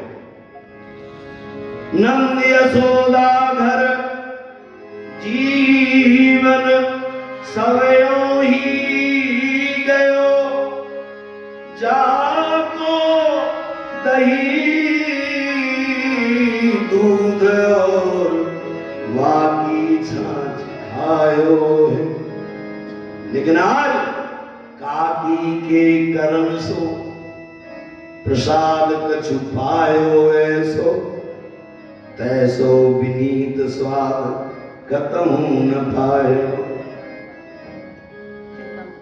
धन्य है छिलके में वो स्वाद नहीं, नहीं विदुरानी के भाव में वो स्वाद। जैसा भाव काकी विदुरानी के जीवन में है वैसा अन्यत्र जल्दी कहीं मिलेगा नहीं। इसलिए मैंने सुना है कि जब स्वामी राम तीर्थ पागलों की भांति आचरण करते, हे गोविंद हा कृष्ण हा, ऐसे जब पागलों की भांति पृथ्वी पर विचरण करते तो उनके शिष्यों से लोग शिकायत करते हैं, अरे स्वामी राम से कहो कि जरा होश में रहा करें, अच्छा नहीं लगता ये पागलों की भांति आचरण करना ये उचित नहीं है। एक दिन शिष्यों ने कहा कि गुरुदेव, नगर के लोग हंसी उड़ाते हैं कि आप पागल हो गए, ऐसे आचरण आपके द्वारा उचित नहीं है। वो कहते कि दुनिया कहे तो कहने दो ना, इन्हीं बिगड़े दिमागों में भरे खुशियों के लच्छे हैं, हमें पागल ही रहने दो, हम पागल ही अच्छे हैं।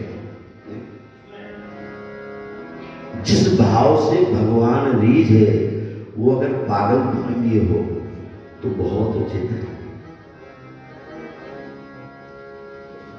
सुखदेव जी महाराज ने कहा कि यही कारण था कि विदुरानी का जो अनन्य प्रेम था, जिसके कारण बिना बुलाए भगवान काका विदुर के घर चले गए।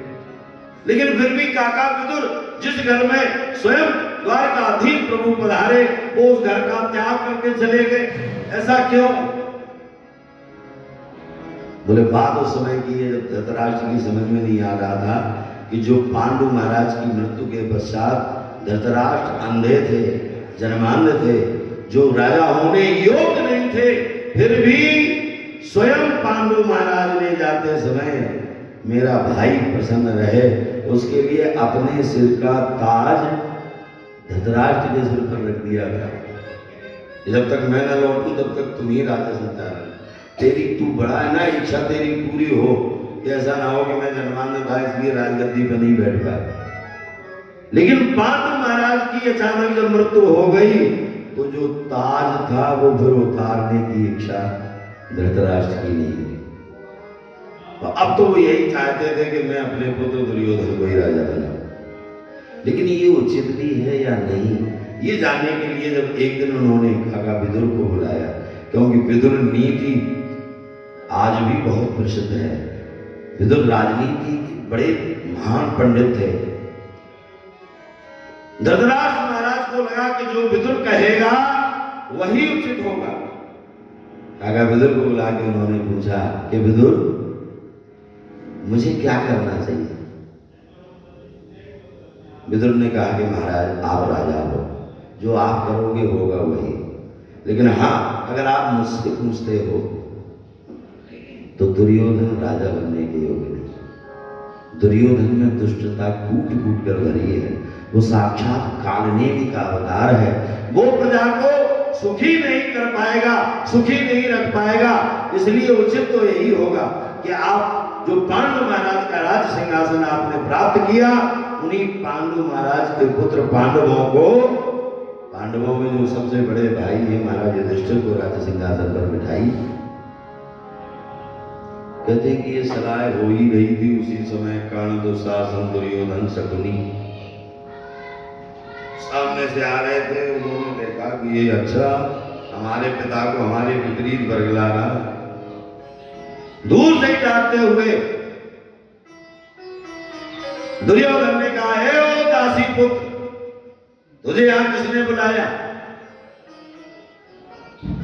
संबंध में काका लगते हैं दुर्योधन के, लेकिन ओ दासी पुत्र, अच्छा वो दासी पुत्र कह रहा है इस बात का बुरा उतना काका विदुर को नहीं लगा जितना उन्हें इस बात पर बुरा लगा कि महाराज धृतराष्ट्र ने मुझे बुलाया था।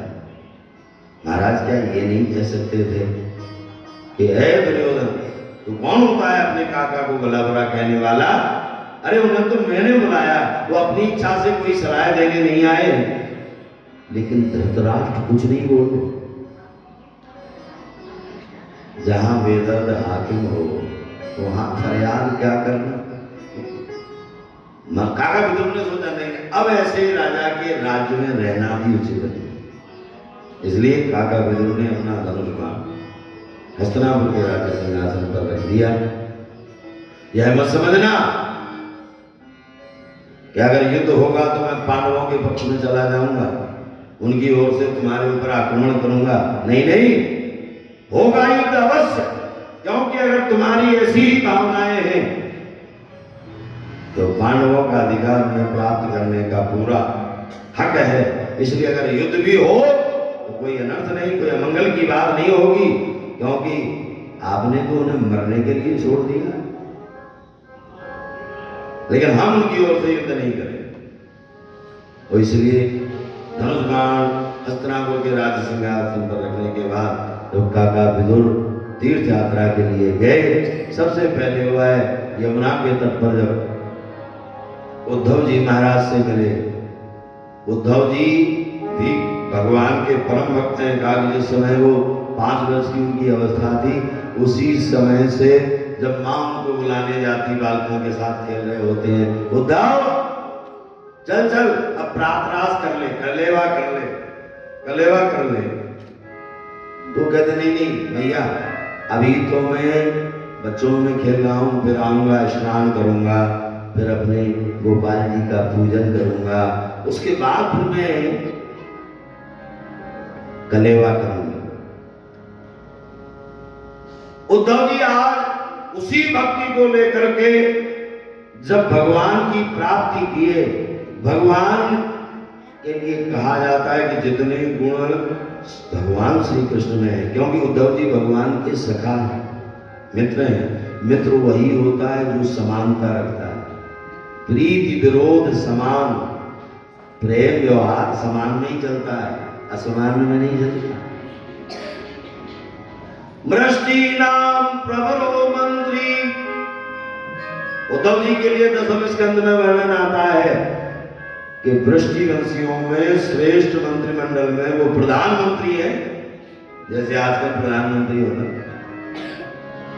वृष्टि नाम प्रबलो मंत्री कृष्ण से दयिता सखा, कृष्ण के अत्यंत प्रिय मित्र हैं, सखा हैं। और योग्यता कम नहीं है। शिष्यो बृहस्पति साक्षात, जो देवताओं के गुरु होने की योग्यता रखते हैं, ऐसे बृहस्पति महाराज के शिष्य हैं महाराज उद्धव। उद्धव बुद्धि सत्ता, उद्धव बुद्धिमानों में बहुत बहुत श्रेष्ठता रखते हैं। आज जब काका विदुर से उनका मिलना हुआ तो उद्धव जी ने कहा कि काका, जिस समय भगवान महाप्रयाण कर रहे थे, जिस धराधाम का त्याग करके जा रहे थे, उस समय उन्होंने आपका स्मरण किया।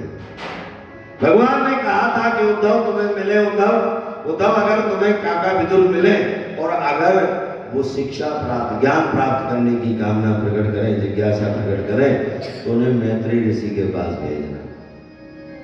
अब तो काका विदुर गदगद हो गए कि हमें भगवान ने स्वधाम गमन करते समय भी हमें नहीं भूले। भगवान, मैं कितना प्रिय भगवान का हूं,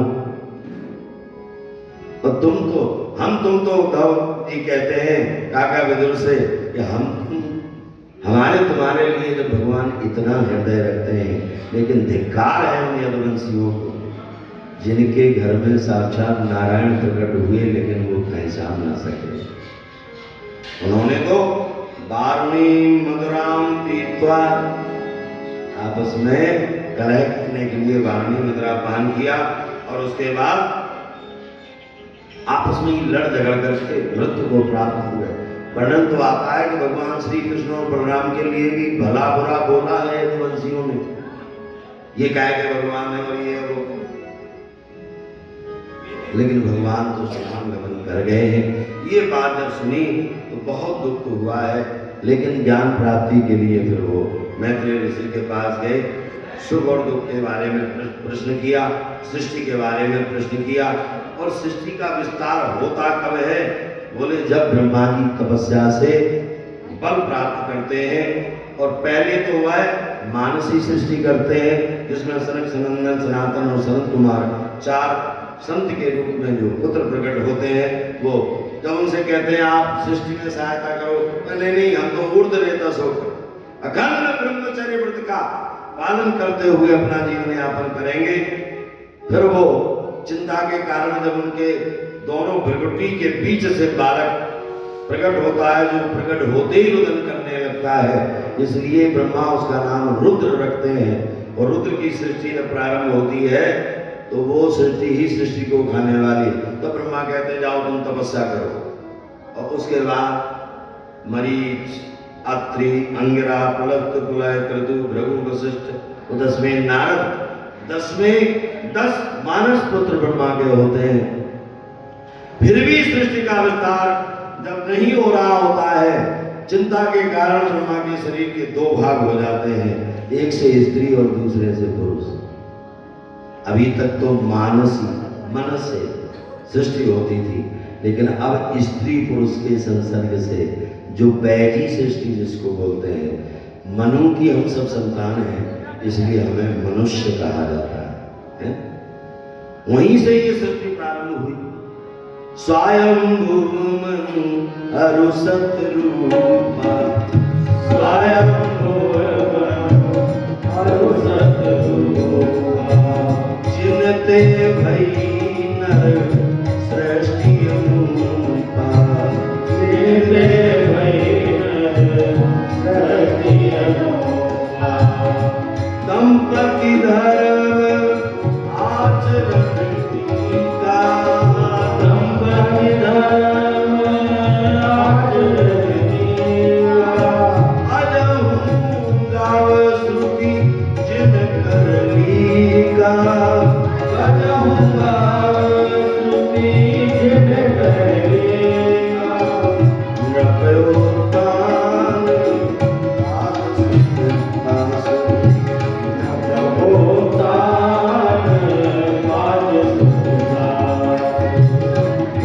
हरि भगत भयो सुत जासु, हरि भगत भयो सुत जासु, देवहूति पुनि दासु कुमारी, देवहूति पुनि दासु कुमारी, जो मुनि करदम कह प्रिय नारी,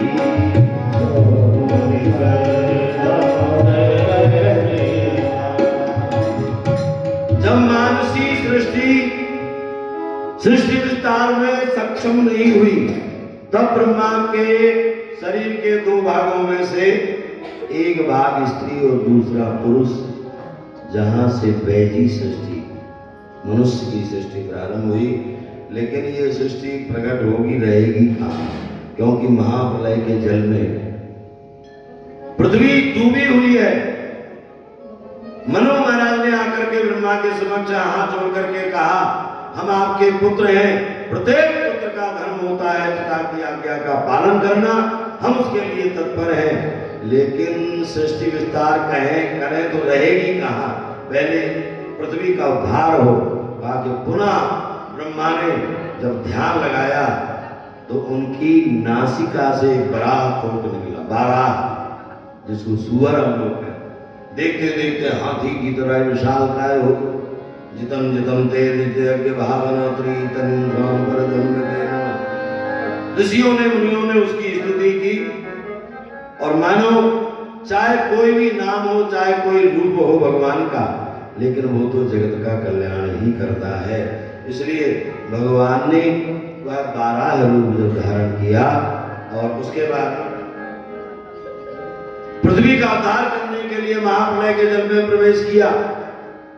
हिरण्याक्ष आया, उससे भगवान का युद्ध हुआ, उसका वध किया भगवान ने, पृथ्वी की स्थापना की। परीक्षित ने कहा कि महाराज ये बात कुछ समझ में नहीं आई, जरा विस्तार से समझिए।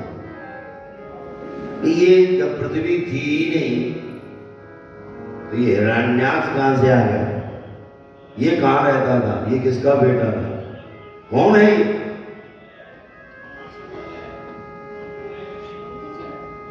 दिति दाक्षायणी चत्त मारीचं कश्यपं पतिम् अपत्य कामाचकमे संध्यायां रक्षयार्दिता। दिति और अदिति दक्ष की जो प्रमुख दो पुत्रियां हैं जिनके साथ विवाह हुआ है कश्यप जी महाराज,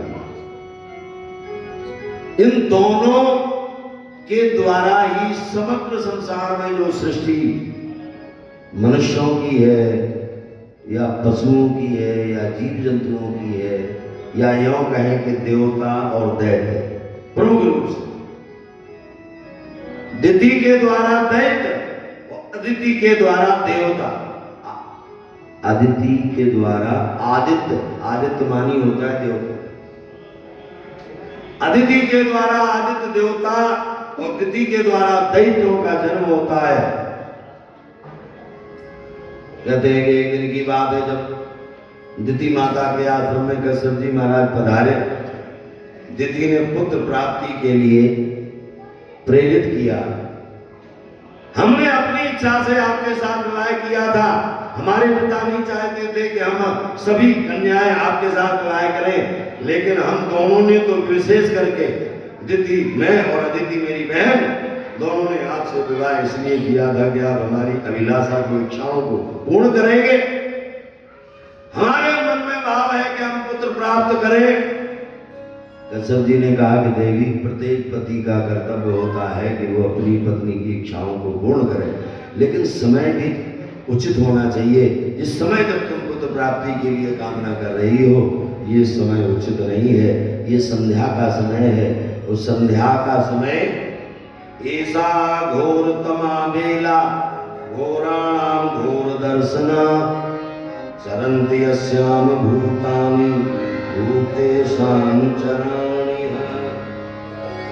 भूत बाबा भोलेनाथ भगवान के जो दूत हैं, गण हैं, वह पृथ्वी की परिक्रमा कर रहे होते हैं संध्या के समय। उस संध्या के समय वेद निषिद्ध जो कर्म में प्रवृत्त होता है उसे वो दंड देते हैं, उसे वो श्राप देते हैं। भाग्य संध्या के समय शयन नहीं करना चाहिए, सोना नहीं चाहिए। स्वस्थ व्यक्ति, बूढ़ा हो बालक हो उसकी बात नहीं, लेकिन जो स्वस्थ व्यक्ति है उसे संध्या किसे कहते हैं? बोले जब दिन का अंत हो रहा हो, रात्रि का आगमन हो रहा हो, दिन और रात्रि की जो संधि है, शयन नहीं करना चाहिए। उस समय भोजन नहीं करना चाहिए, या तो संध्या होने के पूर्व या फिर संध्या व्यतीत हो जाए उसके बाद। संध्या के समय स्त्री प्रसंग करने से दुष्ट संतान होती है, क्रूर संतान होती है। ये बात जब कश्यप जी महाराज ने अपनी पत्नी दिति के समक्ष रखी, लेकिन उसके मन में था कि नहीं नहीं मुझे तो पुत्र चाहिए।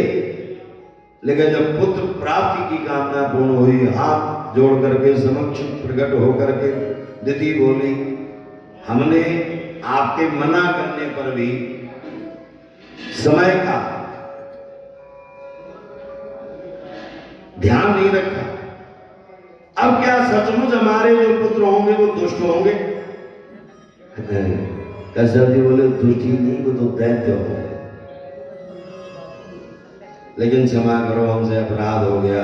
बोले तुमने क्षमा मांग लिया, इसलिए पुत्र तो तुम्हारे दैत्य ही होंगे, लेकिन जो पौत्र होगा वो परम भागवत होगा, भक्त होगा। इसलिए दिति के गर्भ से दो पुत्रों का जन्म हुआ, एक हिरण्याक्ष, एक हिरण्यकश्यप। लेकिन हिरण्याक्ष का तो जन्म लेते ही भगवान ने पृथ्वी उद्धार के समय वध कर दिया, लेकिन हिरण्यकश्यप का जब पुत्र हुआ प्रहलाद, जो परम भक्त परम भागवत हुआ। कहते हैं कि दिति ने जब गर्भ धारण किया तो 100 वर्ष बीते। है कोई ऐसी मां जो 100 वर्ष तक गर्भ को धारण किए रहे? देवताओं की प्राणवायु वृद्ध होने लगी। देवता लोग ब्रह्मा के पास गए, महाराज हमारे तो प्राण ही जा रहे हैं। अच्छा, एक बात विचार करना पड़ेगी कि गर्भ में जीव होता है तो देवताओं के प्राण क्यों अवरुद्ध होते हैं? क्योंकि जीव जब परिपक्व होता है, वो जन्म लेने में विलंब होता है, तो तब तक तो देवताओं इंद्रियां जो तैयार होती हैं जीव की, नेत्र, कान, मुख, जो भी होता है उसमें तो देवताओं का स्थान है। इंद्रिय द्वार, झरोखा, नाना, जितनी भी इंद्रियां हैं, नेत्रों के देवता सूर्य है, कानों के देवता दिग्पाल है, मन के देवता चंद्रमा है। जब जीव अधिक समय तक मातृगर्भ में रहता है तो ये व्याकुल होने लगता है। देवताओं ने ब्रह्मा से कहा कि महाराज हम तो मर ही जाएंगे, इतनी 100 वर्ष हो गए। अरे 9 मास में बालक का जन्म हो जाता है, यहाँ 100 वर्ष माँ के गर्भ में ही रहना पड़ रहा है, ये कष्ट हमें क्यों हो रहा है? ब्रह्मा जी बोले और कोई कारण नहीं है। मानसा में सुता सनकादया, पूर्व काल में मेरे जो मानस पुत्र हैं सनक सनंदन सनातन सनत कुमार, जब एक दिन वैकुंठ का दर्शन करने के लिए गए, वैकुंठ का निश्रय सभन नंदन वन इत्यादि उन्होंने भ्रमण किया, और उनके मन में आया कि जिनका इतना सुंदर ये उपवन है, वो नारायण कितने सुंदर हैं, चलो नारायण के आज वैकुंठनाथ के दर्शन करेंगे। अच्छा, दर्शन करने के लिए जैसे प्रवेश होने लगे तो सनकादिकों का मार्ग जय और विजय नाम के जो द्वारपाल हैं नारायण के, उन्होंने छड़ी लगाते हुए बालक कहाँ जा रहे हो? क्योंकि सनकादिकों की विशेषता है कि उम्र भले ही उनकी हजारों वर्ष की है, लेकिन देखने में वो 5 ही वर्ष के लगते हैं सदैव। ये सनकादिकों की विशेषता है, हजारों वर्ष की उम्र होने के बाद भी देखने में 5 वर्ष के लगते हैं। जैसे द्वारपालों ने रोका, हे बालक कहाँ जा रहे हो? सनकादिक बोले हम बालक कह रहे हो, हमारी तुम्हारे बाप दादा इतनी उम्र के नहीं होंगे जितनी उम्र हमारी है, तुम कहते हो कहाँ जा रहे हो? हम वैकुंठनाथ का दर्शन करेंगे। जय विजय बोले तुम क्या जानो वैकुंठनाथ के दर्शन का फल क्या होता है? अच्छा एक बात बताओ, क्या कभी सनकादिकों को जय विजय ने देखा नहीं है? ऐसा नहीं है, कई बार आए होंगे नारायण का दर्शन करने। और कौन ऐसा संसार में है जो सनकादिकों के चरित्र को न समझता हो, न जानता हो? साधारण मनुष्य जब समझते हैं तो फिर भगवान के द्वारपाल क्या इस उनके नाम से अपरिचित है? लेकिन कहा कि वो अपरिचितों की तरह व्यवहार कर रहे हैं। वो जो सनकादिक महात्मा है, हरिशरणम सदैव तो इस भगवान भगवत शरणागति का आश्रय लिए रहते हैं। आज उन्हें क्रोध आ गया, वो पहचान नहीं पा रहे, इन्हें क्रोध आ रहा। क्यों? बोले राम कीन चाहे सोई होई, राम कीन चाहे सोई होई। आदमी सब कुछ भूल जाता है, उसे कुछ होश ही नहीं रहता है। ताकि जब जीव के जीवन में विपत्ति आने को होती है तब वो सारे धर्मों का परित्याग कर देता है, उसे होश ही नहीं रहता कि मैं क्या कर रहा हूं, क्योंकि भगवान की उसमें इच्छा शामिल है। आज जय और विजय को श्राप दिलाने के लिए भगवान की ही इच्छा है। राम की चाहे सोई होई, अरे अन्यथा बस नहीं कोई।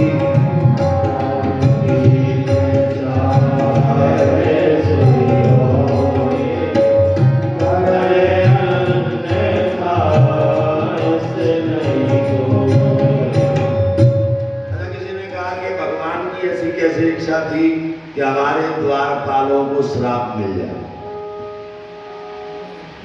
जब अंदर नहीं जाने दिया, जय विजय ने मार्ग रोक दिया, अवरुद्ध कर दिया, क्रोध में भर करके सनकादिकों ने श्राप दे दिया। तुम भगवान के धाम में रहने की योग्यता नहीं रखते, तुम तो साधारण मनुष्यों से भी गए बीते हो, इसलिए तुम मनुष्य भी नहीं हो सकते। हम तुम्हें श्राप देते हैं कि तुम दैत्य हो जाओ। अच्छा, दैत्य होने का श्राप दिया, तो जैसे ही सनकादिकों ने श्राप दिया, सो नारायण बैकुंठ छोड़कर दरवाजे पे खड़े। ओहो, आप लोगों ने इनको श्राप दे दिया। सनकादिक होने के थोड़ी देर पहले और ही आ जाते तो बेचारे इन्हें श्राप काहे को लगा। जब तुम्हें इसी तरह आगे ने दर्शन देना था, तो जब मैंने श्राप नहीं दिया, हमारी आपस में वार्ता चल रही थी, आप उसी समय आ जाते तो ये श्राप से तो बच जाते। लेकिन जब भगवान की ही इच्छा हो, अच्छा भगवान की क्यों इच्छा है? बोले जो गलती जय ने आज की है ना, एक दिन और की, एक दिन लक्ष्मी जी निश्चय सुबह नंदन का दर्शन करके वो जब आई तो द्वार वालों ने रोक दिया, कहाँ जा रही हो? अच्छा, किसको रोक रहे हैं? जो घर की मालकिन है, अंतापुर में नारायण विराजमान है, उनकी अर्धांगिनी है, उनके हृदय में निवास करने वाली है लक्ष्मी माँ। द्वार वालों ने नहीं नहीं, इस समय आप नहीं जा सकती, क्योंकि हमारे स्वामी इस समय विश्राम कर रहे हैं। तो वो भी तुम्हारे स्वामी हो, हमारे कौन है? तुम्हारे तो स्वामी हैं जिनके लिए तुम रोक रहे हो। जैसे तैसे लक्ष्मी अंतापुर में प्रवेश की, उन्होंने कहा कि प्रभु आपने ऐसे नालायक सेवक रख रखे हैं जो हमी को नहीं पहचान, हमी को अंदर नहीं आने देते, तो ये फिर आगे क्या करेंगे? एक काम करो ना, हटाओ यहाँ से, भगाओ इनको यहाँ से।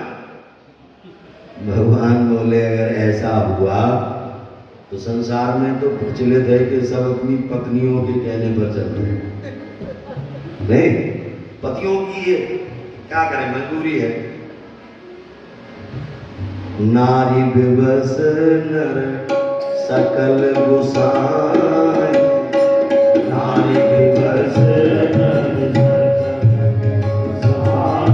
अच्छा, यहाँ पर गोस्वामी जी ने जो उदाहरण दिया कि पुरुष अपनी पत्नियों के कहने पर पुरुष लोग कैसे नाचते हैं, ये नाचने का उदाहरण बहुत सुंदर है। नाचई नट मरकट, बंदर को नचाने वाला जो नट होता है, आपने बंदर नचाने वाले को देखा होगा, जब वो बंदर को लेके आता है, डमरू बजाता है, फिर जब लोग इकट्ठे हो जाते हैं तब वो पूछता है उससे, बंदर से, क्यों रे ससुराल जाएगा? तो वो कहता है नहीं। पहले वो मना करता, नहीं जाऊंगा, वो एक साटी लिए रहता हाथ में, जैसे ही मारता है फिर पूछता है ससुराल जाएगा? कहता हाँ आ जाऊंगा। बोले बस ऐसे ही नाचते हैं पति लोग अपनी पत्नियों के कहने। नहीं, मैं नहीं कह रहा हूँ, ये तो गोस्वामी जी कह रहे हैं ना। नारी विवश नर सकल गुसाई, नारी विवश नर सकल गुसाई। मैंने एक दृष्टांत सुना था, बहुत दिनों बाद याद आया। बीरबल और अकबर के बड़े किस्से प्रसिद्ध हैं। एक दिन अकबर ने कहा कि बीरबल, हमने सुना है कि तुम्हारे धर्म शास्त्रों में वर्णन आता है कि जितने पुरुष हैं सब पत्नियों के बस में रहते। हमारे यहाँ ऐसा कुछ नहीं, हमारे यहाँ के पुरुष सब अपनी अपनी तरह से जीवन यापन करते, कोई किसी पत्नी के बस में नहीं। बीरबल ने कहा हुजूर ऐसा नहीं, हमारे साथ झूठे नहीं है, संत झूठे नहीं है, उनका अनुभव है तो ये सब तो होगा, झूठ नहीं हो सकता। नहीं ऐसे नहीं, यहाँ पर बिना परीक्षा में एक दिन डिमडम घोष कर दिया गया कि भाई जितने भी नगर के पुरुष हैं सबको इकट्ठे हो। बीरबल ने खड़े होकर के कहा आप लोग यहाँ बुलाए गए हैं, पुरुष लोग किस लिए, पता है आपको? पुरुषों ने कहा हमें क्या पता, हुजूर आप बताएं। बोले यहाँ पर दो पंक्तियां लगेंगी, दो लाइनें लगेंगी, एक लाइन में वो खड़े होंगे जो पत्नी के कहने पर नहीं, दूसरी में वो खड़े होंगे जो पत्नियों के कहने पर नहीं थे। बड़ी लंबी लाइन लग गई, किसकी लगी होगी? पत्नियों के कहने वालों की बहुत लंबी। लेकिन एक व्यक्ति उस लाइन में खड़ा था जो पत्नियों के कहने पर नहीं चलते उनकी लाइन। अच्छा, अकबर ने भी सोचा चलो कुछ हो, लेकिन एक तो है, कम से कम एक तो है ना। अकबर ने कहा कि देखो बीरबल एक व्यक्ति तो है जो अपने पत्नी के कहने पर नहीं चलता। बीरबल ने कहा हुजूर पहले पूछे तो इससे समस्या क्या है। उसने जाकर पूछा भैया तुम कैसे अकेले खड़े, तुम अपने पत्नी के कहने पर नहीं चलते? बोल नहीं, बात ये नहीं है, बात ये है कि जब मैं घर से चला तो मेरी पत्नी ने बुलाया रहा, मैं गया, क्या है जा तो रहे हो, भीड़ भाड़ में खड़े मत हो ना, सबसे अलग खड़े हो। बोले हम तो इसलिए खड़े हैं अलग, हमें पता नहीं कौन सी लाइन है। नारी दिवस नर सकल गुसाई, नारी दिवस नर सकल गुसाई, नाच नट मरकट बीना, नाच नट। आज भगवान ने भी कहा कि उस दिन की भड़ास निकाली जय विजय के ऊपर। उस दिन तूने लक्ष्मी माता को ही रोक दिया था, वो अगर हम उसी दिन तुम्हारा निष्कासन यहाँ से करते तो लोग यही कहते कि भगवान नारायण की पत्नी के वश में। इसलिए आज भगवान ने बहाना बनाया संकादिकों का, इसलिए भगवान की इच्छा थी। अब भगवान बोले देखो कि इन्होंने तुम्हें श्राप दिया है, तुम जो है 3 जन्म दो वचन प्रमाण, तुम 3 जन्म धारण करोगे, 3 बार तुम्हें जन्म लेना पड़ेगा दैत्य बनकर, लेकिन मैं तुम्हारे लिए 4 बार अवतार लेकर आऊं। अब देखना, श्राप उनसे दिला दिया, अपने हमदर्द बन गया। सनकादिकों ने कहा कि ठीक है प्रभु, अगर आप इनके उद्धार के लिए आओगे तो हम भी इन्हें याद दिलाने के लिए आएंगे। इसलिए आपने देखा होगा कि एक बार जब वो रावण और कुंभकर्ण बनकर आए तो सनकादिक विभीषण बनकर आए। कहते हैं कि उन्होंने अपने भवन के ऊपर राम शब्द लिखा है, रावण जाता है वो देखता है हमारे शत्रु का नाम लिख रखा, लेकिन वो याद दिलाते हैं कि नहीं यही सब है, इसलिए तुम इसको भी याद रखो। कहा कि हिरण्यकश्यप के समय में आप देखेंगे कि प्रहलाद जी 4 भाई बनकर आए, वही सनकादिक है। वो प्रहलाद जी को जब हिरण्यकश्यप ने पूछा कि तुम क्या पढ़कर आए हो, तो भगवान का ही उपदेश, श्रवणम कीर्तनम विष्णु स्मरणम पाद सेवन, नारायण ही सब कुछ, ये याद दिलाने के लिए सनकादिक ही बार बार प्रकट होकर के उन्हें याद दिला रहे हैं, और नारायण उनके लिए। अब देखिए रावण के लिए राम बनकर आए भगवान, है ना, शिशुपाल दंतवक्र के लिए कृष्ण बनकर के आए, लेकिन हिरण्याक्ष के लिए भगवान भले ही 12 बने हों, लेकिन हिरण्यकश्यप के लिए नरसिंह बनकर के आए। तो कहा कि वो 3 बार आए हो, लेकिन भगवान तो 4 बार आए नहीं, उन्हें तो अलग अलग आना पड़ा, नरसिंह अलग बने। ये भगवान की दयालुता है। इसीलिए तो कहा गया कि भले ही भगवान कहते हैं बैर भाव सुमरत मोहि निश्चय, भाव कोई भी क्यों ना हो, सबसे बड़ा भाव है श्रीमद् भागवत का भागवत धर्म भाव, जिसकी प्राप्ति के लिए हम लोग यहाँ बैठ करके ये भागवत श्रवण कर रहे हैं। आज इतना ही। कल हम लोग देखो कथा बहुत सुनने में तो पीछे है, लेकिन आपने सूक्ष्म रूप से कल श्रवण करते करते कृष्ण जन्म की लीला हम लोग दर्शन करेंगे। और आज इतना ही। थोड़ा कथा तो कथा भगवान की कभी पूरी होती नहीं, राम अनंत अनंत गुण अमित कथा विस्तार। इसलिए हम लोगों की सामर्थ्य क्या है कि हम पूरी करें, लेकिन हाँ ये है कि अगर कथा से हमें कुछ शिक्षा मिल जाए, कुछ उदाहरण अगर उसमें कुछ समझ में आ जाए, तो इसलिए हम लोग उसी प्रसंगों को सुनते हुए चलते हैं। श्री कृष्ण गोविंद हरे मुरारे।